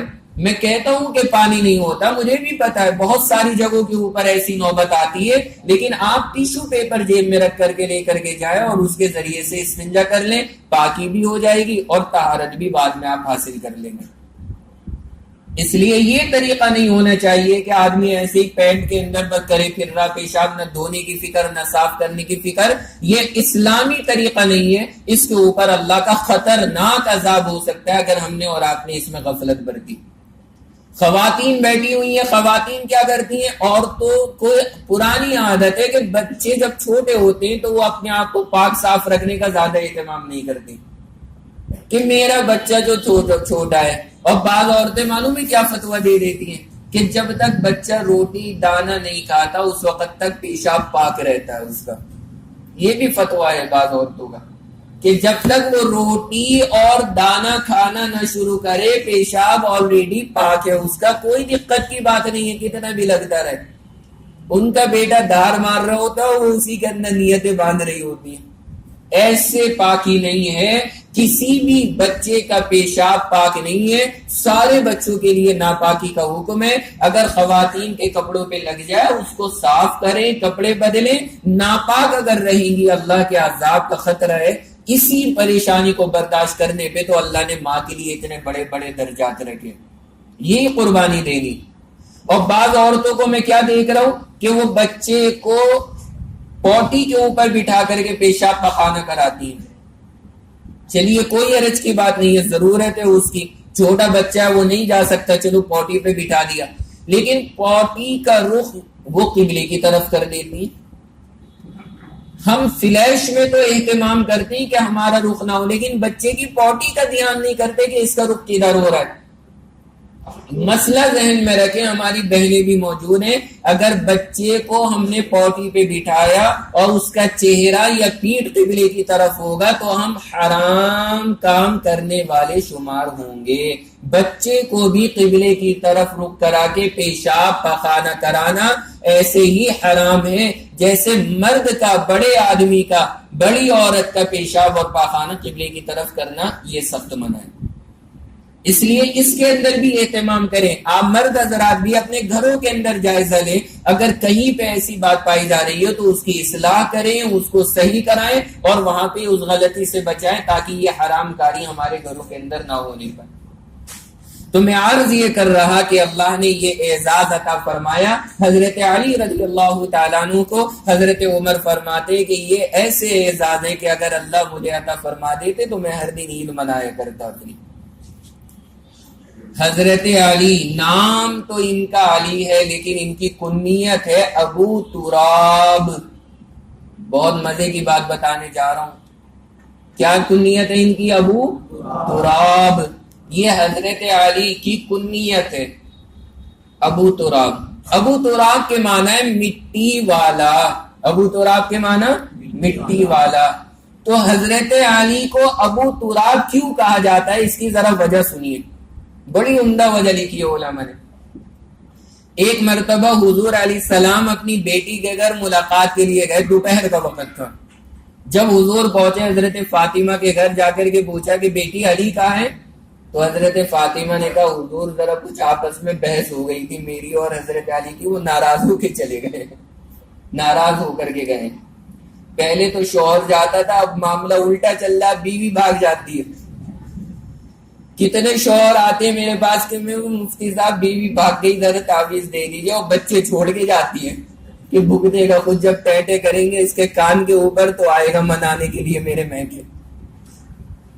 اب آج کل یہی فیشن چل رہا. اب شوہر نہیں جاتا بھاگ کر کے, اب عورتیں بھاگ رہی ہیں. وہاں حضرت علی اور فاطمہ کی آپس میں کچھ بحث ہوئی, حضرت علی ناراض ہو کے چلے گئے. بھائی شوہر بیوی ہے, انسان ہے نا, تو کبھی بھی کوئی بات ہو سکتی ہے, اس میں کوئی حرج کی بات نہیں ہے. لیکن بات کو ختم کرنا ہے نہ کہ باقی رکھنا. یہ حضرات ختم کرتے تھے. چلے گئے. حضور نے کہا اچھا داماد صاحب ناراض ہیں, کہاں گئے ہوں گے, یہ پوچھا حضرت فاطمہ سے. حضرت فاطمہ نے کہا کہ حضرت بتائیے آپ کو ساری دنیا کیا کہتی ہے کہ ملا کی دوڑ کہاں تک؟ مسجد تک. دیکھیے آپ کو بھی پتا ہے.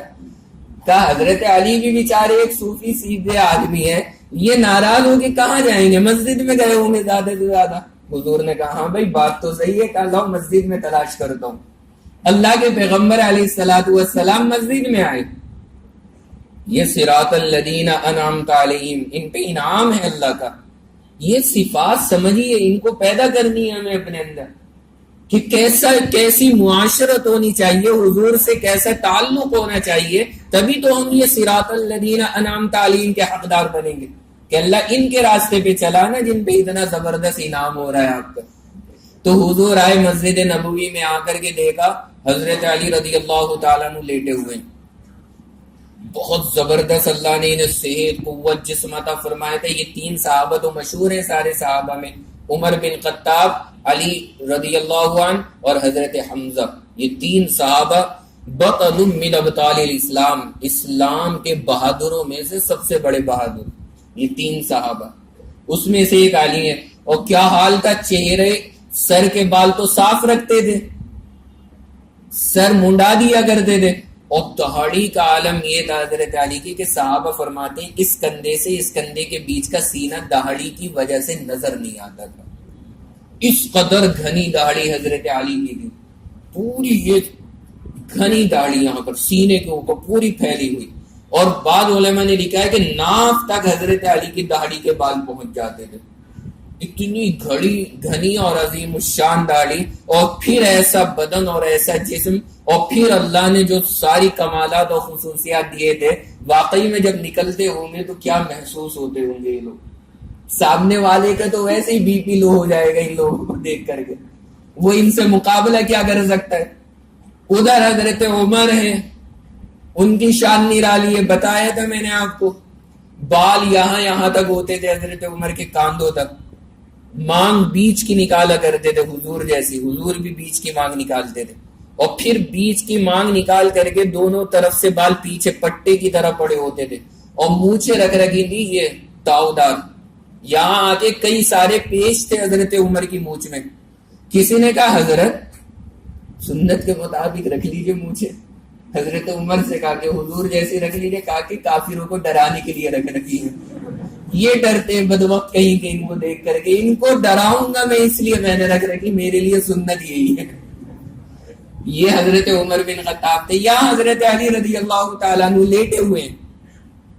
اب اللہ کے پیغمبر علیہ الصلوۃ والسلام تلاش کرتے کرتے وہاں پہ پہنچے. دیکھا حضرت علی لیٹے ہوئے زمین کے اوپر اور ایسے ہی سو رہے ہیں, مٹی بدن پہ لگ رہی ہے, براہ راست زمین پہ مٹی پہ ایسے ہی لیٹے ہیں حضرت علی, بدن پہ مٹی لگی ہوئی ہے. حضور نے ایسے نیچے جھک کے ہاتھ لگایا, کہا قم یا ابا تراب, اے مٹی والے کھڑے ہو جاؤ, اے مٹی والے کھڑے ہو جاؤ. حضرت علی نے یہ جملہ سنا کہ حضور نے مجھے ابو تراب کہا, آج کے بعد کہا کہ سب لوگ مجھے ابو تراب کہا کرو. پیغمبر کی زبان سے جب یہ جملہ نکل گیا پسند آ گیا. جو نبی نے ہمیں کہہ کر کے پکارا وہی پسند ہے. اب چاہے کوئی نام لے یا نہ لے کوئی فرق نہیں پڑتا, لیکن جو نام پیغمبر نے دیا ہے آج کے بعد بس وہی نام ہوگا ہمارا. فرمایا ابو تراب کہا کرو سارے کے سارے. اور اسی کے اوپر حضرت علی رضی اللہ تعالیٰ عنہ نے پھر خیر حضور انہیں وہاں سے لے کر کے آئے, گھر پہ لے کر آئے, معاملہ ختم ہو گیا. کوئی ایسی ناراضگی نہیں تھی کہ وہاں پہ پنچایتیں بٹھائی جاتی اور لڑکا کہتا بلا اپنے گھر والوں کو, لڑکی کہتی تو بھی بلا اپنے گھر والوں کو, اور پھر وہ آتے اور جھگڑے ہوتے اور گالیاں چلتی. اللہ نہ کرے ایسا کچھ نہیں تھا. وہ تو لے کر آئے اور نارمل ہو گئے, ختم ہو گئے سارے کے سارے معاملہ. یہ چلتا رہتا تھا, یہ انسان کی طبیعت کا تقاضا ہے, طبیعت ہے. حضور نے بھی ایک بار حضرت عائشہ سے کہا, عائشہ جب تم مجھ سے خوش ہوتی ہے تو مجھے پتہ لگ جاتا ہے, اور جب ناراض ہوتی ہو تب بھی پتہ لگ جاتا ہے. حضور کہہ رہے ہیں حضرت عائشہ سے کہ عائشہ تمہارے خوشی بھی مجھے پتہ لگ جاتی ہے, اور جب تم مجھ سے ناراض ہوتی ہو تو مجھے وہ بھی پتہ لگ جاتا ہے. حضرت عائشہ بہت سمجھدار ہے, کہنے لگی کہ ذرا بتانا کیسے پتہ لگتا ہے آپ کو کہ میں ناراض ہوں. حضور نے فرمایا جب تم مجھ سے خوش ہوتی ہو اور قسم کھانے کی ضرورت پڑتی ہو تو قسم کھاتی ایسے ہو کہ میں قسم کھاتی ہوں محمد صلی اللہ علیہ وسلم کے رب کی, یہ کہتی ہو جب مجھ سے خوش ہوتی ہو. اور اگر مجھ سے ناراض ہوتی ہو تو یہ کہتی ہو کہ میں قسم کھاتی ہوں ابراہیم علیہ السلام کے رب کی. حضرت عائشہ نے فرمایا حضرت بالکل صحیح بات ہے, جب میں بعض مرتبہ ناراض ہوتی ہوں تو آپ کی جگہ حضرت ابراہیم کا نام لگا دیتی ہوں. حضور نے فرمایا مجھے بھی سمجھ میں آتا ہے کہ جناب ناراض ہے اس وقت میں. تو یہ چلتا تھا معاملہ آپس میں, کوئی حرج کی بات نہیں. یہ انسانی تقاضے ہیں, یہ پیغمبر علیہ الصلوۃ والسلام کی معاشرت ہے. اللہ کے پیغمبر رہا کرتے تھے اس طرح, ہمیں بھی اپنے گھروں کا مزاج بنانا چاہیے. ہمارے نوجوانوں کی سب سے بڑی غلطی کیا ہے کہ آپ اپنے ساتھیوں میں بڑے خوش و خرم رہتے ہیں باہر, اور جیسے ہی گھر کے اندر رات کو اپنے دوستوں سے جدا ہو کر کے آئے, اب آنے کے بعد میں کپڑے چینج کیے اور جا کر کے پڑ گئے, اب بیوی آئی کہہ دی ذرا میری بھی سن لو. تجھے اپنی سنانے کی پڑی رہتی ہے, دکھ نہیں رہا میں کتنا تھکا ہوا ہے, سونے دے چل مجھے. اس کو تو یہ کہہ کر کے آپ نے ڈانٹ دیا اور آپ کروٹ لے کر کے لیٹ گئے. یہ عین ظلم ہے اور زیادتی ہے بیویوں کے ساتھ میں, اس کی شریعت ہرگز اجازت نہیں دیتی. یہ نہیں ہونا چاہیے ہمارے گھروں کے اندر.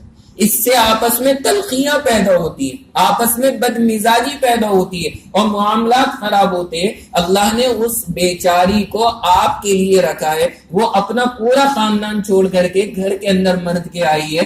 آپ کا حق بنتا ہے کہ آپ اس کے دل کی باتوں کو سنیں, آپ باقاعدہ طور پر اپنی اہلیہ کو وقت دیں اور ان سے بات چیت کریں. اکیلے کے اندر پرسنل باتیں جو کرنی ہو موقع دینا چاہیے, اور یہ سوچنا کہ اگر میں اس کی باتیں سنوں گا تو دماغ میں ٹینشن دے گی, یہ کرے گی, یہ کرے گی. یہ غلط باتیں سننا چاہیے, جو غلط ہو اس کو سمجھا دیں اور جو صحیح ہو اس کو قبول کر لیں.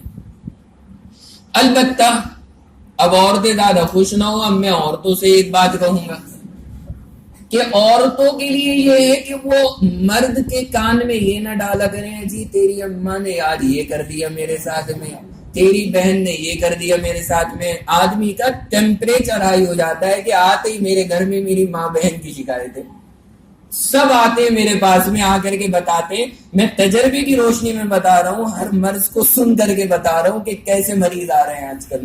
تو ایسے ہی مریض ہوتے ہیں. 90% یہ شکایتیں کہتی ہیں مفتی صاحب وہ ماں باپ کی شکایتیں کرتی ہے, بھائی بہنوں کی شکایتیں کرتی. تو خواتین سے درخواست ہے اپنے پرسنل معاملہ اگر کوئی ہو تو وہ بتائیں اس کو, لیکن بلا وجہ شکایتیں کر کے ہمارے گھر کی گاڑی نہیں چلتی. ہمیں حسن و خوبی, عفو و درگزر اور معافی کے ساتھ میں چلنا چاہیے اور نظر انداز کرنا چاہیے اور اپنا کام اپنا حق سمجھ کے کرتے رہنا چاہیے. اللہ نے چاہا ہم اپنا کام کرتے رہے، آج ہمارے گھر والے ہمارا حق نہیں ادا کر رہے، لیکن اللہ انہیں ایک دن توفیق دے دے گا کہ وہ بھی ہمارے حقوق کا خیال کرنے لگیں گے۔ یہ دونوں کے لیے آپ کی ذمہ داری ہے سننا، اور عورتوں کی ذمہ داری ہے کہ ایسی بات نہ سنائیں جو بلا وجہ کے آپس میں انتشار کے پیدا ہونے کا ذریعہ بنے۔ تو یہ بہت اہم چیز ہے۔ یہ معاملہ اللہ کے پیغمبر علیہ الصلوۃ والسلام کا حضرت علی رضی اللہ تعالیٰ عنہ کے ساتھ ہوتا تھا، اور مذاق بھی بہت کرتے تھے حضور حضرت علی سے۔ کیسی مذاق ہوتی تھی؟ حضرت علی ایک بار بیٹھے ہوئے، سارے صحابہ بیٹھے، سارے، کسی نے لا کے ٹوکرے کے اندر کھجورے دی کہ حضرت آپ کے لیے ہدیہ ہے، حضور علیہ السلام نے بیچ میں رکھ دی، کہا چلو سب کھاؤ۔ اب سب نے کھجورے اٹھانے لگے، اب ایک ایک کھجور سب اٹھاتے کھاتے، اس کی گٹھلی اپنے سامنے رکھ دیتے۔ حضور کیا کرتے؟ اپنی گٹھلی اپنے سامنے نہ رکھ کے اپنی گٹھلی حضرت علی کے سامنے رکھ دیتے۔ اب سب ایک ایک کھجور اٹھا رہے اور سب کھا رہے، اور سب کھانے کے بعد میں اپنی گٹھلی اپنے سامنے رکھ رہے ہیں۔ اب حضرت علی کے سامنے ان کی اپنی بھی گٹھلیاں ہیں، اور حضور علیہ الصلوۃ والسلام نے جو کھائی ہیں اس کی بھی گٹھلیاں ان کے سامنے۔ جب کھا کر کے سب نمٹ گئے، حضور نے کہا کہ بھائی مجھے کچھ عجیب سا لگ رہا ہے، علی کی گٹھلیاں گنو، اس نے کتنی کھجوریں کھائی ہیں۔ صحابہ سے کہا کہ علی کی ذرا گٹھلیاں گنو، اس نے کتنی کھجوریں کھائی ہیں۔ حضرت علی بھی سمجھ گئے کہ بہت خوشی کے موڈ میں اس وقت اللہ کے پیغمبر۔ بڑا پیارا جملہ کہا، کہنے لگے حضور ہاں مجھے بھی یہ لگ رہا ہے کہ اس آدمی کی تحقیق کیجئے کہ جس نے کھجور گٹھلی سمیت کھا لی ہے، ایک بھی گٹھلی نہیں ہے جہاں پہ، اس کی ذرا تحقیق کیجئے کہ وہ کون ہے۔ حضور علیہ الصلوۃ والسلام بہت ایسے، آپ نے فرمایا علی واقعی تم بہت سمجھدار آدمی ہو۔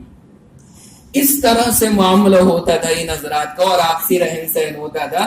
آدمی کو اس طرح سے آپس میں خوش مزاجی، حسن اخلاق اور معاشرت کے ساتھ رہنا چاہیے۔ ہمارے نیک اور دیندار بننے کا مطلب یہ نہیں کہ ہم اپنا منہ چڑھا کے بیٹھے، ہم اپنے دماغ بہت ہائی کر کے بیٹھے، ہم لوگوں سے بد مزاجی سے پیش آئیں گے، دیندار ہونے کا مطلب نہیں ہے۔ خوش اخلاقی، اچھی عادتیں، یہ ہمارے اندر ہونا، یہ دین کی سب سے بنیادی تعلیمات میں شامل ہے۔ حضور ایسے مذاق کرتے تھے، بتائیے۔ آخری بات بتا رہا ہوں حضرت علی رضی اللہ تعالیٰ عنہ کی، ان کے کمال اور خصوصیات تو بے پناہ ہے، کہاں تک میں آپ کے سامنے عرض کروں گا۔ آخری واقعہ اور سن لیجئے۔ ایک مرتبہ اللہ کے پیغمبر علیہ الصلوۃ والسلام کے پاس حضرت فاطمہ تشریف لائیں۔ حضرت علی کے فضائل سمجھ میں آ رہے ہیں نا؟ پتہ چلے گا ہمیں کہ حضرت علی آخر ہیں، اور ہمیں تعارف تو رہے حضرت علی کا کہ اللہ نے کس معیار کا یہ صحابی بنایا۔ ایک مرتبہ حضور علیہ الصلوۃ والسلام، دوپہر کا وقت ہے، گھر پہ حضور علیہ السلام کے حضرت فاطمہ تشریف لاتی ہیں۔ آ کر کے کہا کہ حضرت عائشہ سے کہ حضور کہاں ہیں؟ انہوں نے کہا کہ باہر گئے ہوئے۔ کہا کہ میں ایک خادم لینے کے لیے آئیں بھی، حضور سے کہہ دینا کہ اگر گھر میں کوئی ایک خادم زائد ہو تو مجھے دے دیں، گھر میں ضرورت ہے ہمارے۔ حضور علیہ الصلوۃ والسلام تو تھے نہیں۔ حضرت عائشہ جب حضور آئے بتا دیا کہ آپ کی صاحبزادی خادم لینے آئی تھی۔ حضور نے کہا اچھا خادم کی ضرورت پڑ گئی انہیں۔ حضور نے کہا ابھی میں جاتا ہوں گھر پر۔ گھر پہ گئے حضرت علی کے، اور جانے کے بعد کھٹکھٹایا، آہٹ کی اور اندر داخل ہو گئے۔ داخل ہونے کے بعد جب پہنچے تو حضرت علی اور فاطمہ لیٹے ہوئے تھے، دوپہر میں قیلولہ فرما رہے تھے۔ کھانے کے بعد آدمی لیٹ جاتا ہے، تو دونوں لیٹے ہوئے تھے۔ جیسے حضور کو دیکھا حضرت علی بیٹھنے لگے، حضور نے فرمایا نہیں تم دونوں لیٹے رہو، ایسے ہی لیٹے رہو۔ اب جب آرڈر آ گیا حضور کا تو اب اٹھ بھی نہیں سکتے، حضور آ رہے ہیں اور یہ دونوں لیٹے ہیں بستر میں، اور بے چین ہو رہے ہیں کہ کیا کرے کیا کرے، اور حضور بالکل قریب آ گئے، اور قریب آنے کے بعد چارپائی پہ چڑھ گئے، اور چارپائی پہ چڑھنے کے بعد میں یہ دونوں لیٹے ہوئے تھے، علی اور فاطمہ ان کے بیچ میں آ گئے، اور بیچ میں آنے کے بعد وہیں بیٹھ گئے، بیچ میں آ کر کے ایک طرف علی ہے ایک طرف فاطمہ ہے، بیچ میں حضور بیٹھ گئے، اور ادھر والی جو ٹانگ تھی چار زانوں میں، ایک ٹانگ حضرت علی کی پیٹھ پہ لگ رہی ہے اور ادھر والی ٹانگ حضرت فاطمہ کے لگ رہی ہے، اور پھر بیٹھ کر کے فرمایا جی کیا لینے کے لیے آئی تھی آپ، کیا مطالبہ تھا؟ حضرت فاطمہ نے فرمایا کہ حضرت وہ خادم کی ضرورت تھی۔ حضور علیہ الصلوۃ والسلام نے ارشاد فرمایا فاطمہ خادم کے چکر میں مت پڑو، میں تمہیں ایسی دعا بتا کر کے جا رہا ہوں جو تمہارے لیے 1000 خادموں سے افضل ہوگی۔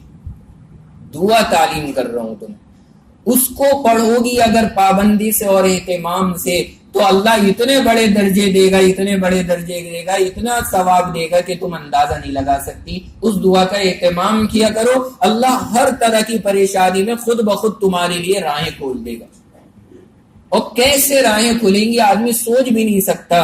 یقین جانیے جب آدمی اللہ کے دین کی خدمت میں لگے گا اور اللہ سے اخلاص کے ساتھ میں جڑے گا، اللہ ہر پریشانی کا ایسا حل نکالے گا کہ تصور سے اوپر کا معاملہ ہوگا، آدمی تصور بھی نہیں کر سکتا کہ کیسے اللہ نے کر دیا۔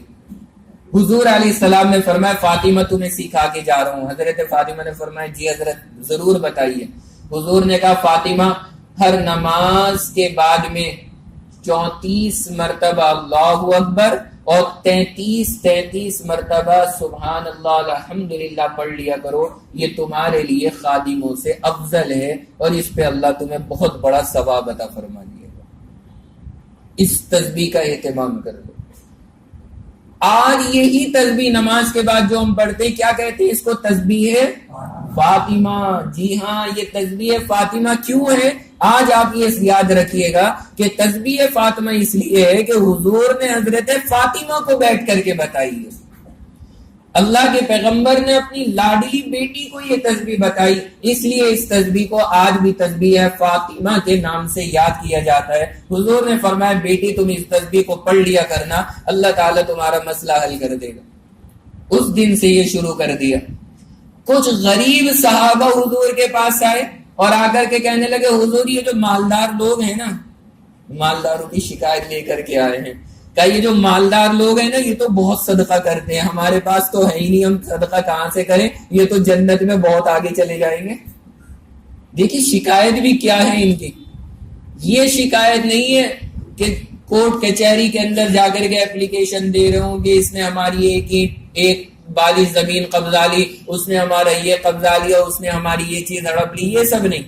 حضور یہ لوگ مالدار ہیں، یہ اللہ کے راستے میں خوب خرچ کرتے ہیں، یہ تو جنت میں آگے چلے جائیں گے، ہمارے پاس تو مال نہیں، ہم پیچھے رہ جائیں گے، ہم کیا کریں؟ حضور علیہ السلام نے فرمایا تمہیں ایسی تسبیح بتا رہا ہوں کہ اگر تم اس کو پڑھو گے تو کوئی کتنا بھی زیادہ نیک کام کرنے والا ہو وہ تم سے آگے نہیں نکل سکتا، وہ تم سے آگے نہیں نکل سکتا۔ اور حضور نے پھر ان کو یہی تسبیح بتائی کہ ہر نماز کے بعد 33 بار سبحان اللہ الحمدللہ اور 34 مرتبہ اللہ اکبر پڑھ لیا کرو۔ 5 وقت کی نماز کے بعد یہ پڑھو گے تو کوئی کتنا بھی صدقہ خیرات کرنے والا ہو انشاءاللہ تم بھی جنت میں اس سے پیچھے نہیں رہو گے۔ تو شروع کرنی ہے نا انشاءاللہ یہ صبح سے 33 بار کیا پڑھنا ہے؟ سبحان اللہ، 33 بار الحمدللہ اور 34 بار اللہ اکبر۔ جن نمازوں میں سنتیں نہیں ہیں فرض کے بعد، ان نمازوں میں تو فرض نماز سے فارغ ہوتے ہی پڑھ لیں، اور جن نمازوں میں فرض کے بعد سنتیں ہیں تو سنتوں سے فارغ ہونے کے بعد میں اس کو پڑھ لیں، لیکن اللہ کے واسطے ترک مت کرنا۔ پھر اس کا فائدہ دیکھنا کس طرح سے ہوتا ہے زندگی میں، اور اللہ کیسی راہیں کھولتا ہے، اور اللہ کیسے مسئلے حل کرتا ہے، اور پھر اللہ کیسے جنت کے بڑے درجات پر انشاءاللہ چڑھائے گا۔ صراط الذین انعمت علیہم، اللہ ان لوگوں کے راستے پہ چلانا جن کے اوپر آپ نے انعام فرمایا ہے۔ یہ ہیں وہ حضرات جن کے اوپر اللہ کا خصوصی انعام ہوا۔ ہم نے اور آپ نے بھی اگر یہ کام کر لیے، اللہ کی توفیق رہی تو انشاءاللہ ہمارے اوپر بھی اللہ کا خاص انعام ہوگا، ہم بھی اللہ کے انعام کے حقدار بنیں گے۔ اللہ رب العزت سے دعا فرمائے کہ اللہ تبارک و تعالی ہم سب کو نیک اعمال زیادہ سے زیادہ کرنے کی توفیق عطا فرمائے، اور ان مقدس ہستیوں کے نقش قدم پہ چلتے رہنے کی توفیق عطا فرمائے۔ اللہ کے فضل و کرم سے صراط الذین انعمت علیہم میں صحابہ کی مقدس جماعت میں 4 ستاروں کا تذکرہ میں نے آپ کے سامنے کر دیا کہ ابو بکر و عمر، عثمان و علی، کچھ نہ کچھ ان کا تعارف ہمارے ذہن میں رہے۔ انشاءاللہ آئندہ ہفتے ہم آگے بڑھیں گے۔ والشہداء والصالحین، کہ شہداء اللہ کے انعام کے قابل ہیں اور اللہ کے نیک بندے. اس میں کچھ مخصوص افراد میں آپ کو بتاؤں گا تاکہ ان کی زندگی ہمارے سامنے آئے اور عمل کا شوق بڑھ جائے اور ہم سب بھی اسی طرح سے جنت کے حقدار بنتے چلے جائیں. آج کے بیان کا جو خلاصہ ہے وہ میں 2 منٹ میں آپ کو بتا رہا ہوں, ذہن میں بٹھا لیجئے تاکہ ہم سب ذہن میں لے کر کے جائیں. سب سے پہلے میں نے حضرت علی کی ولادت کا مسئلہ آپ کے سامنے عرض کیا کہ بعض لوگ یہ کہتے ہیں حضرت علی کی ولادت کعبے کے اندر ہوئی ہے. یہ بات غلط ہے, کعبے میں نہیں بلکہ کعبے سے مراد حرم ہے. حرم میں حضرت علی کی ولادت ہوئی ہے. اور جو صحابی واقعی میں پیدا ہوئے ہیں کعبے کے اندر, ان صحابی رسول کا نام حکیم بن حزام رضی اللہ تعالیٰ عنہ ہے. دوسرا مسئلہ آپ کو بتایا کہ حضرت علی بچوں کے اندر سب سے پہلے اسلام لانے والے ہیں. سب سے پہلے اسلام حضرت علی رضی اللہ تعالیٰ عنہ نے قبول کیا, ورنہ اگر دیکھا جائے سب سے پہلے خدیجہ, پھر حضرت علی, پھر زید اور پھر ابو بکر رضی اللہ تعالیٰ عنہ ہے. تیسری چیز آپ کو بتائی کہ حضرت علی سے 786 پیغمبر کے ارشاد نقل کیے گئے ہیں اور 786 حدیثیں حضرت علی نے حضور کی ہم تک پہنچائی ہیں.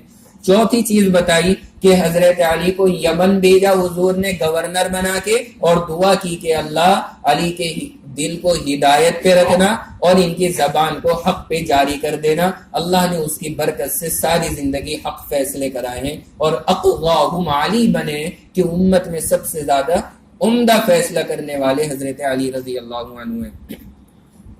اس کے بعد بتایا کہ حضرت عمر نے فرمایا حضرت علی کو 3 اعزاز ایسے ملے جو دنیا میں کسی کو نہیں ملے. اگر مجھے ملتے تو میں ہر روز عید مناتا. پہلا اعزاز فاطمہ الزہرا سے شادی, دوسرا اعزاز ملا کہ اللہ کے پیغمبر نے خیبر کا قلعہ ان کے ہاتھ پہ فتح کروایا, اور تیسرا اعزاز ملا کہ جنابت ناپاکی کی حالت میں مسجد میں آنے پہ گناہ کو ختم کر دیا گیا. یہ اعزاز کی بات ہے, ورنہ پوری امت کے لیے حکم یہ ہے کہ آؤ گے اس حالت میں تو گناہگار ہو جاؤ گے. اس کے بعد آپ کو بتایا کہ حضرت علی کی کنیت ابو تراب ہے. ابو تراب ان کی کنیت اس وجہ سے پڑی کہ یہ ایک مرتبہ کسی وجہ سے گھر سے چلے گئے تھے, جا کر کے زمین پہ لیٹے تھے. حضور نے آگے کہا تھا کہ قم یا ابا تراب, اے مٹی والے کھڑے ہو جا. اس وقت سے ان کی کنیت ابو تراب پڑی ہے. اور پھر اس کے بعد آپ کو بتایا کہ حضور ان سے مذاق بڑا فرماتے تھے. اس پہ آپ کو کھجوروں کا واقعہ بتایا کہ حضور علیہ الصلوۃ والسلام نے کس طرح حضرت علی سے کھجور کی گٹھلیوں کے سلسلے میں مذاق فرمایا. اس کے بعد آپ کو بتایا کہ حضرت علی نے فاطمہ, دونوں کے مشورے سے حضرت فاطمہ ایک خادم لینے آئی. اللہ کے پیغمبر نے کہا کہ فاطمہ خادم سے بہتر وظیفہ تمہیں بتا رہا ہوں, اور آپ نے تسبیح فاطمہ کی تعلیم فرمائی. اور یہی تسبیح آپ نے غریبوں کو بتائی کہ تم اگر پڑھو گے تو صدقہ کرنے والے بڑے بڑے امیروں سے آگے نکلو گے, بلکہ ان کے برابر پہنچ جاؤ گے. تو یہ آج کے بیان کا خلاصہ ہے. اس کو ذہن کے اندر رکھیں اور ہو سکے تو ایک بار ذرا دوہرا دیں تاکہ مجھے تسلی ہو جائے کہ آپ حضرات نے یاد بھی کر لیا ہے. سنا دیں گے نا انشاءاللہ. حضرت علی کی ولادت مشہور کیا ہے کہ کہاں پر ہوئی ہے؟ کعبے میں. لیکن حقیقت یہ ہے کہ کعبے سے کیا مراد ہے؟ حرم مراد ہے. بھائی باہر والے بھی بولیں تو زیادہ مزہ آئے گا. کہاں پہ ہے اصل ولادت؟ حرم شریف کے اندر, نہ کہ کعبے میں. کعبے کے اندر پیدا ہونے والے صحابی کا کیا نام بتایا؟ حکیم بن حزام رضی اللہ تعالی عنہ. پھر بتایا کہ سب سے پہلے دنیا میں اسلام لانے والی کون ہے؟ حضرت خدیجہ. اس کے بعد حضرت علی, اس کے بعد حضرت زید, اس کے بعد حضرت ابو بکر. لیکن حضرت ابو بکر کو اول کہا گیا آزاد, بالغ اور مرد ہونے کی وجہ سے. باقی بچوں میں سب سے پہلے اسلام کس نے قبول کیا؟ حضرت علی رضی اللہ عنہ ہے. پیغمبر کی کتنی حدیثیں ہم تک پہنچائی ہیں؟ 786 حدیثیں ہم تک نقل کی ہیں. اللہ کے پیغمبر نے ان کو گورنر بنایا ہے. کہاں گورنر بنا کے بھیجا؟ یمن کی جانب گورنر بنا کے بھیجا, اور دعا دی کہ اللہ ان کے دل کو کائیں پہ رکھنا, ہدایت پہ رکھنا, اور ان کی زبان سے کیا کرانا؟ حق فیصلے کرانا. اللہ نے اس کو بھی قبول کر لیا ہے. اور کتنے اعزاز ان کو ایسے ملے حضرت عمر کے حساب سے جو کسی کو نہیں ملے؟ 3 ہیں. پہلا فاطمہ سے نکاح, دوسرا اعزاز خیبر کی فتح, اور تیسرا اعزاز مسجد میں ناپاکی کی حالت میں آنے کی اجازت. یہ کسی کو بھی نہیں ملی. اس کے بعد بتایا ان کی کنیت کیا ہے؟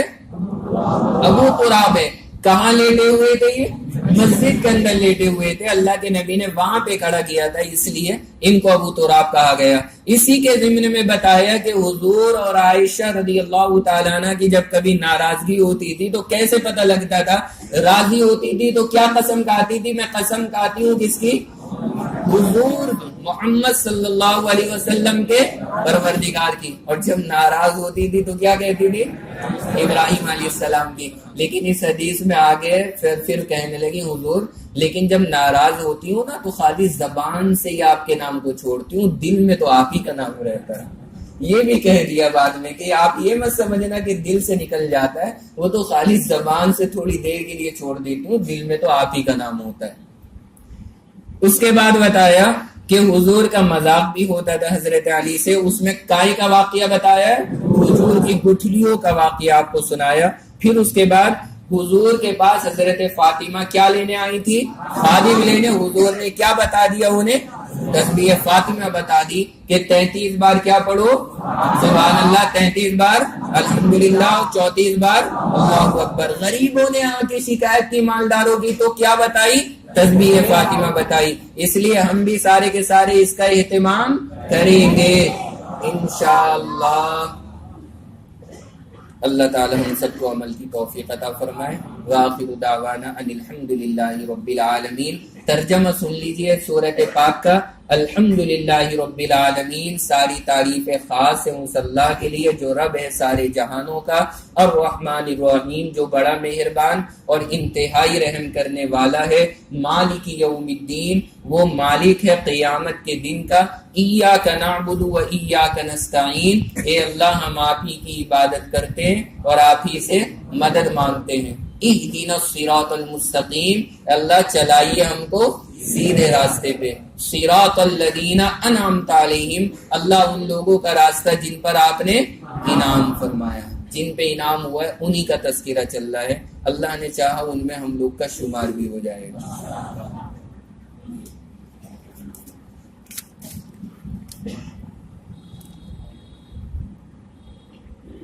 نماز پڑھتے ہوئے کسی چیز کو آگے رکھنے کے باوجود اگر بلی یا کوئی اور جانور جانماز پر سے گزر جائے تو نماز ہو سکتی ہے یا نہیں؟ کوئی بھی چیز گزرے ہماری نماز پہ کوئی فرق نہیں پڑے گا. وہ تو اس لیے رکھا جاتا ہے کہ گزرنے والا گناہگار نہ ہو.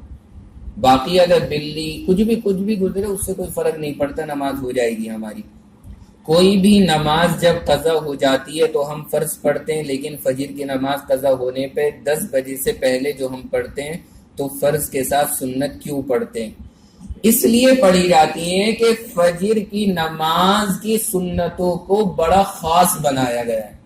جو فجر کی نماز کی سنتوں کے حکم ہے وہ کسی بھی سنتوں کے نہیں رکھے گئے. آپ ظہر میں آئے، نماز کھڑی ہو چکی ہو، کیا کریں گے؟ سنتیں پہلے پڑھنی ہے، شریک ہونا ہے نماز میں شریک ہونا ہے. عصر میں آئے، نماز کھڑی ہو گئی، سنتیں پڑھیں گے یا فرض پڑھیں گے؟ فرض پڑھیں گے. کسی بھی نماز میں نہیں، لیکن فجر میں اگر نماز کھڑی ہو گئی تو کیا کرنا ہے؟ سنتیں پڑھنی ہے. پتہ چلا اس کی اہمیت بہت ہی زیادہ ہے. اس لیے علماء نے فرمایا جب اس قدر اہمیت ہے تو جب قضا کیا کرو تو ان 2 رکعتوں کو بھی پڑھ لیا کرو، کیونکہ ان کا معاملہ عام سنتوں سے بالکل الگ رکھا گیا ہے. صبح سویرے اٹھنے کے لیے الارم کے رنگ ٹون میں اذان لگا سکتے ہیں یا نہیں؟ دیکھیے اذان بعض لوگ اپنی رنگ ٹون کے اندر لگاتے ہیں، یہ صحیح نہیں ہوگا اذان کا لگانا، کیونکہ اذان کا لگانا اگر ہم وہاں پہ کر رہے ہیں اس کے اندر تو اذان کو جو وضع کیا گیا اور اذان جو شریعت نے رکھی ہے وہ کائیں کے لیے رکھی ہے؟ اس لیے رکھی ہے تاکہ اس کے ذریعے نماز کے لیے جمع ہو جائیں، لوگوں کو اطلاع ہو جائے، سارے لوگوں کو اطلاع کرنے کے لیے. اب ہم وہ اپنی پرسنلی اذان بجا رہے ہیں تو یہ جو اذان شریعت کا خاص حکم تھا اور خاص مقصد کے لیے تھا اس کے اندر اس کا استعمال نہیں ہو رہا ہے، اس لیے بہتر نہیں ہے کہ ہم اس کو لگائیں. اس کے علاوہ کچھ اور لگا لیں، کوئی رنگ ٹون سادی سی لگا لیں، کوئی حرج کی بات نہیں ہے. ایسے ہی رنگ ٹون کے اندر ایسی چیزیں لگانا، قرآن پاک کی تلاوت، حمد و نعت، وہ بھی منع ہے، رنگ ٹون نہیں لگانی چاہیے. باقی کالر ٹیون اگر لگانی چاہیں تو اس کی گنجائش ہے، اس کے اندر علماء نے اجازت دی اور وہ لگا سکتے ہیں. میرے پاس بہت سارے لوگ فون کرتے رہتے، بعض مرتبہ فون اٹھ نہیں پاتا، تو میں نے ایک حمد چھوٹی سی لگا دی اس کے اوپر. میں نے کہا کم سے کم فون نہیں اٹھے گا تو ہم سن کر کے کچھ تسلی ہو جائے گی. تو اگر آدمی کالر ٹیون کے اوپر لگا دے تو اس میں کوئی حرج کی بات نہیں. وہ تو کالر ٹیون ہے، فون اٹھ گیا اچھی بات ہے، نہیں اٹھا تو آدمی وہ سن کر کے رکھ دیا. لیکن اس کے اندر بھی آج کل گانے بہت چل رہے ہیں. بڑا غصہ آتا، کسی کی کال آئی، میں اس وقت اٹھا نہیں پایا، میں نے کہا لاؤ بعد میں اس کو کال کر دوں. اس کو کال کے ادھر سے گانے چلنے لگے اور فون اٹھا کر کے مسئلے پوچھ رہے ہیں، جی مفتی صاحب یہ بتانا کہ ہماری مسجد کے امام صاحب یہ گڑبڑی کرتے ہیں، ان کا کیا حکم ہے؟ میں نے کہا ظالم اپنا حکم تو پوچھ لے پہلے. اپنا حکم پوچھ نہیں رہا، تجھے امام کی ٹینشن ہو رہی ہے. ابھی آیا تھا کچھ دن پہلے فون یہ میرے پاس میں نے کہا اپنی آخرت کی خیر منا، وہ تو بچ گئے، چلے جائیں گے سارے کے سارے جنت میں، لیکن اپنا کیا ہوگا یہ ذرا سوچ. خود بھی گناہ، خود بھی حرام کام، اور جتنے سنیں گے سب کی حرام کاری کا اس کے نامہ اعمال میں گناہ درج ہو رہا ہے، سب کا گناہ. اس لیے میوزک کی اور گانوں کی رنگ ٹون ہرگز نہیں لگانی چاہیے، نہ تو آواز بجنے میں فون پہ گھنٹی پہ، اور نہ ہی کالر ٹیون کے کسی کو زبردستی حرام کاری کے اندر ہم مبتلا کرنے کا ذریعہ بنے. اور اگر رکھ سکتے ہیں تو اذان کے بیچ میں کٹ کر سکتے ہیں یا نہیں، یا پوری سننی ہے. اسی لیے منع ہے کہ اذان ہو رہی ہے، اب اس کی آنکھ کھل گئی، اب وہ یا تو بیچ میں کٹ کرے یا پوری بجائے. بیچ میں کٹ کرنا اذان کے ادب کے خلاف لگتا ہے، اور پوری سنے تو گھر میں اور لوگوں کے اٹھنے کا خطرہ لگا رہتا ہے. اس لیے بہتر نہیں ہے یہ سب چیزیں آدمی لگائے. اور مان لیجیے آپ استنجا کرنے چلے گئے، اس وقت میں بیت الخلا میں ہوگا، اللہ نہ کرے وہاں پہ اذان وہ بجنی شروع ہو گئی، اللہ کے نام کی بے ادبی ہو جائے گی. اس لیے ان سب چیزوں سے احتیاط رکھنی چاہیے. روٹی بنانے کے بعد ناخنوں پہ آٹا رہ جاتا ہے، اگر نماز پڑھتے وقت ہمیں وہ آٹا نظر آئے تو ہمیں وضو دوبارہ کر کے نماز شروع سے پڑھنی پڑے گی یا نہیں؟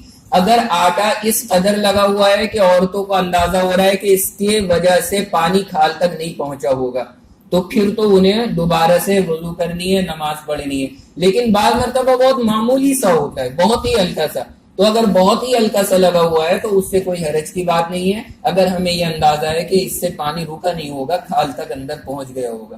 اگر خالی اتنا لگا ہوا ہے تو عورتیں اس کو پھر دوبارہ سے وضو کر کے نماز پڑھنے کی ضرورت نہیں ہے. ہر فرض نماز کے بعد جو تسبیحات پڑھی جاتی ہیں وہ دائیں ہاتھ پر پڑھیں یا بائیں ہاتھ پر پڑھیں؟ جواب دے دیں. کوئی حرج کی بات نہیں ہے، دائیں سے شروع کریں. کتنے پوروے ہیں ہمارے اس میں؟ 15.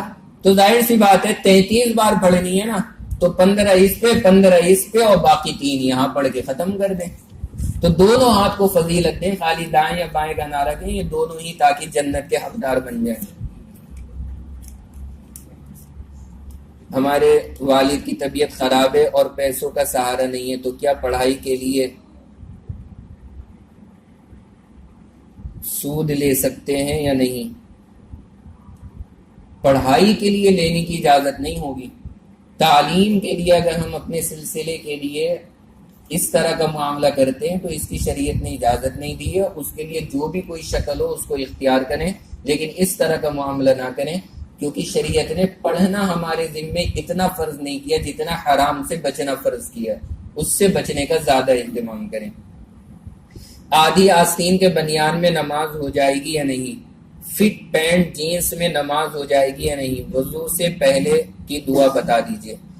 آدھی آستین بعض مرد پڑھتے ہیں ماشاءاللہ سے نماز، ان کی یہ ٹی شرٹ ہوتی ہے اور یہاں تک کی یہ بازو بھی کھلا رہتا ہے، باڈی بھی ان کی کھلی ہوتی ہے.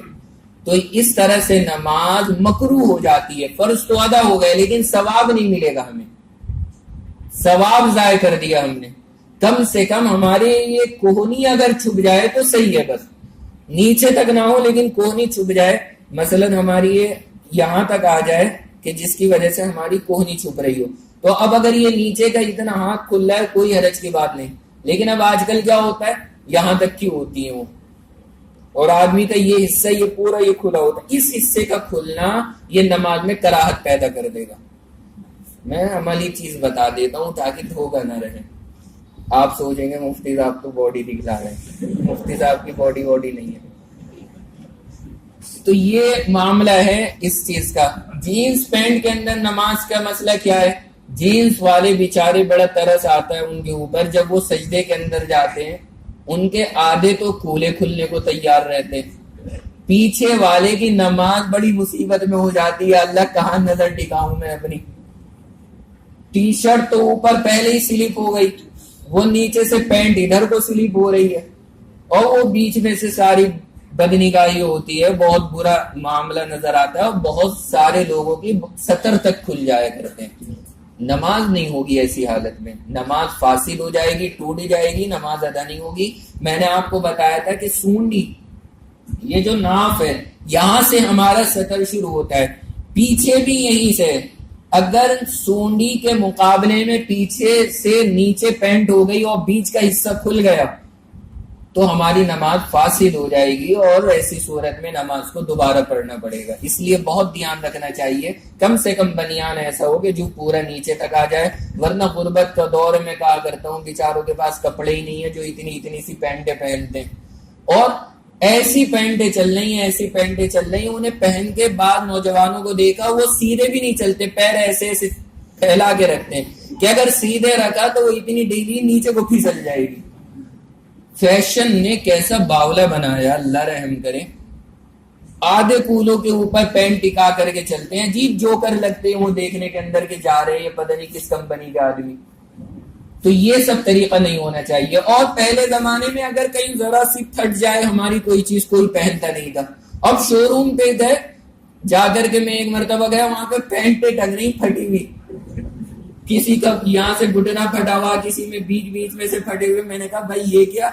کہنے لگے مفتی صاحب جتنا زیادہ پھٹا ہوا ہوگا اتنی زیادہ قیمت ہوگی اس کی۔ میں نے کہا صحیح ہے، اچھا علاج ہو رہا ہے، فیشن بڑھیا علاج کر رہا ہے ان کا کہ انہیں پھٹا بھی پہنا رہا ہے۔ ویسے تو شریعت کہتی کہ پھٹا پرانا پہن لو، نہیں پہنتے، اب کمپنی پہنا رہی ہے تو بہت شوق سے پہن رہے ہیں، پھٹا ہوا پہن کے اسٹینڈرڈ بن رہے ہیں ماشاءاللہ۔ اس لیے ان چیزوں کے چکر میں نہ پڑیں، اور جو طریقہ ہے شریعت کا اسی کے اوپر رہیں، ورنہ یہ فیشن نہ دین کا چھوڑے گا ہمیں اور نہ دنیا کا۔ جو لوگ نماز سے پہلے بیڑی سگریٹ پیتے ہیں کیسا ہے؟ بیڑی سگریٹ اس کے اوپر خود بھی لکھا ہوا ہے ہوتا ہے ڈینجرس فار ہیلتھ، کینسر اور جنہیں دنیا بھر کی باتیں، لیکن پھر بھی ہم کش لے رہے ہوتے ہیں اس کے۔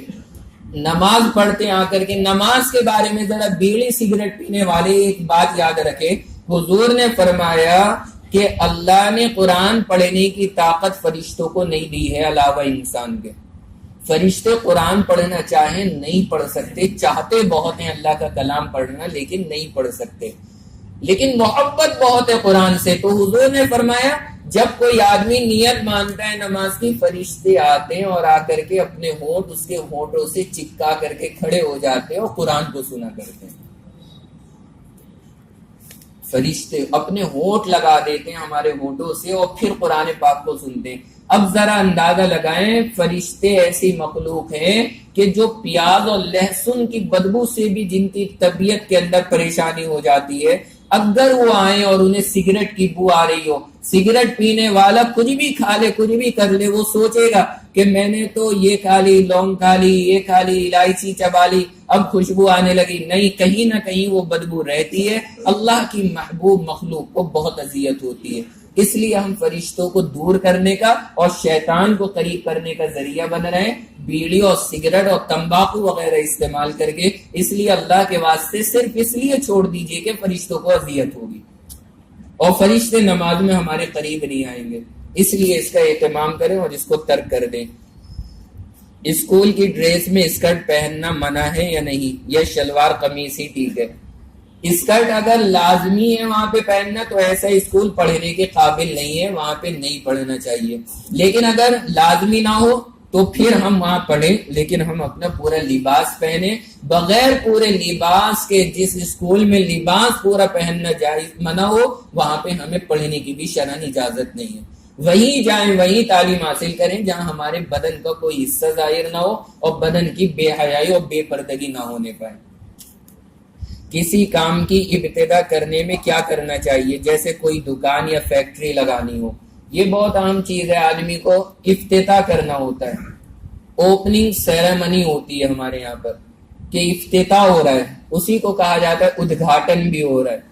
اور اس کے لیے کیا کیا جاتا ہے؟ ایک پیلا نیلا لال فیتا لایا جاتا، پیٹی سے کاٹا جاتا، پتہ نہیں کیا سسٹم ہوتا اس کا فیتے کا، مجھے تو پتہ نہیں، لیکن اتنا پتہ ہے کہ حدیث پاک کے اندر بتایا گیا ہے کہ جب کوئی آدمی نئی چیز کو لے اور اس کے ہاتھ میں آئے، کوئی بھی چیز ہو، کوئی بھی چیز آئے ہمارے پاس، تو اس پہ ہاتھ رکھے اور دعا پڑھے، اللہم انی اسألک من خیرہا و خیر ما فیہا، اے اللہ میں اس کی بھلائی مانگتا ہوں اور وہ بھلائیاں مانگتا ہوں جو آپ نے اس کے اندر رکھی ہیں، وَأَعُوذُ بِكَ مِن شَرِّهَا وَشَرِّ مَا فِيهَا، اور اے اللہ میں اس کی برائی سے پناہ مانگتا ہوں اور ان تمام برائیوں سے جو آپ نے اس چیز کے اندر رکھی ہوئی ہیں ان سے مجھے محفوظ کر دیجئے۔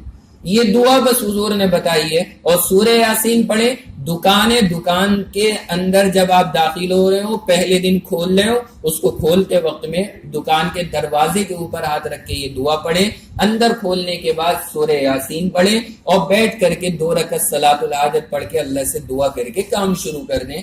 یہ ہے اسلامی طریقہ شروعات کرنے کا، اس کے علاوہ کچھ نہیں ہے۔ اور عورتوں کے لیے بھی ہے، مرد حضرات جب نکاح کریں اور آپ کے نکاح میں عورتیں آئیں تو حضور علیہ الصلوۃ والسلام نے فرمایا جیسے ہی عورت کے پاس جاؤ کمرے کے اندر تو جاتے ہی کیا کرتے ہیں؟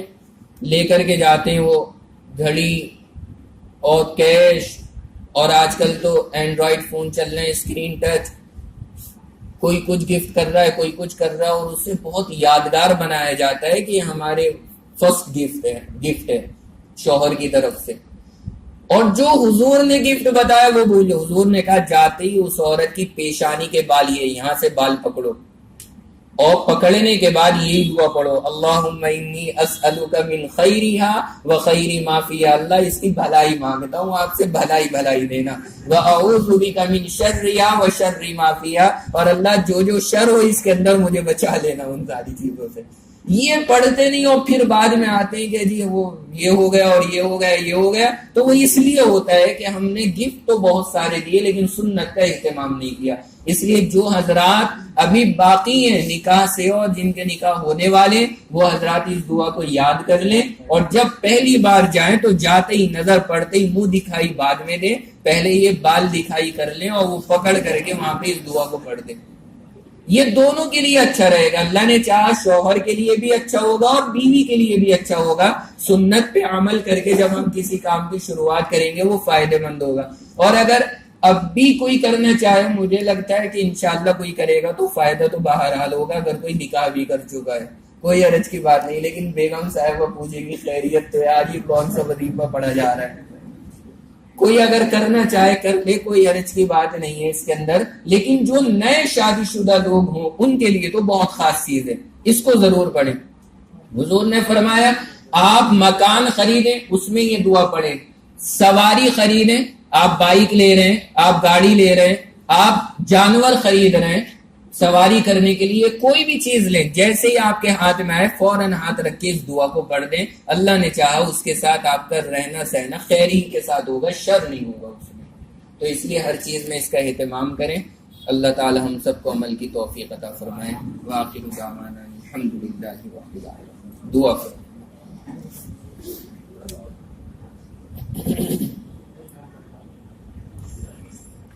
الحمدللہ رب العالمین الرحمن الرحیم والصلاة والسلام علی سید الانبیاء والمرسلین محمد وعلی آلہ واصحابہ اجمعین۔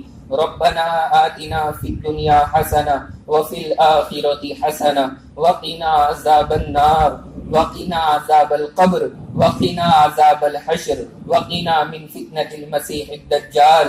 یا اللہ بڑے رحیم ہے، اللہ بڑے کریم ہے، اللہ ہمارے ساتھ کرم کا معاملہ فرما، یا اللہ ہماری غلطیوں کو درگزر فرما، یا اللہ اپنی محبت عطا فرما، اپنی ناراضگی سے ہماری حفاظت فرما، اللہ نیک کاموں کا شوق عطا فرما، اللہ برائیوں سے پوری امت کی حفاظت فرما، یا اللہ اس درس قرآن کو قبول فرما، اللہ اس درس قرآن کو قبول فرما، یا اللہ یہاں سننے والوں کو سنانے والوں کو دین اور دنیا دونوں کی ترقیات سے مالا مال فرما، اللہ دونوں جہاں کی ترقیات عطا فرما۔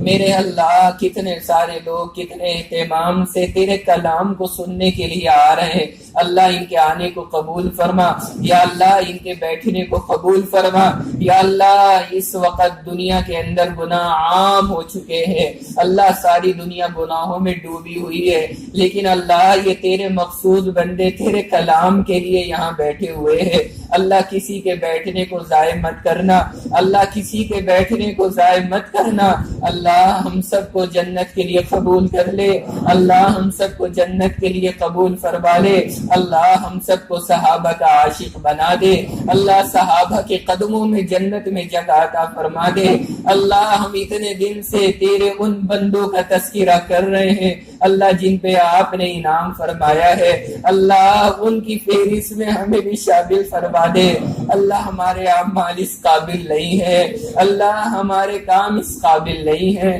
لیکن اللہ آپ بڑے کریم ہیں، آپ بہت رحیم ہیں، اللہ ہمیں داخل کر دیجئے، اللہ ہمیں صراط الذین انعمت علیہم والوں میں داخل کر دیجئے، اللہ انعام والوں میں داخل کر دیجئے، اللہ محروم مت فرمائیے، یا اللہ جتنی ہماری مائیں بہنیں آئی ہوئی ہیں اللہ انہیں پردے کی شرم و حیا کی توفیق عطا فرما، یا اللہ انہیں شوہروں کے حقوق ادا کرنے کی توفیق عطا فرما، یا اللہ جتنے مرد بیٹھے ہوئے ان کے اندر یا اللہ حلال کی کوشش اور طلب عطا فرما، یا اللہ انہیں اپنے گھر میں ماں کے، بہن کے، بیویوں کے، سب کے حقوق ادا کرنے کی توفیق عطا فرما، یا اللہ ہمیں پکا دیندار بنا، اللہ ہم سب کے جمع ہونے کو قبول فرما، یا اللہ جو مانگا ہے وہ بھی عطا فرما، جو مانگنے سے رہ گیا وہ بھی عطا فرما، یا اللہ ہماری ان تمام دعاؤں کو ہمارے آقا، ہمارے محبوب سرور دو عالم جناب رسول اللہ صلی اللہ علیہ وسلم کے صدقے طفیل میں قبول فرما،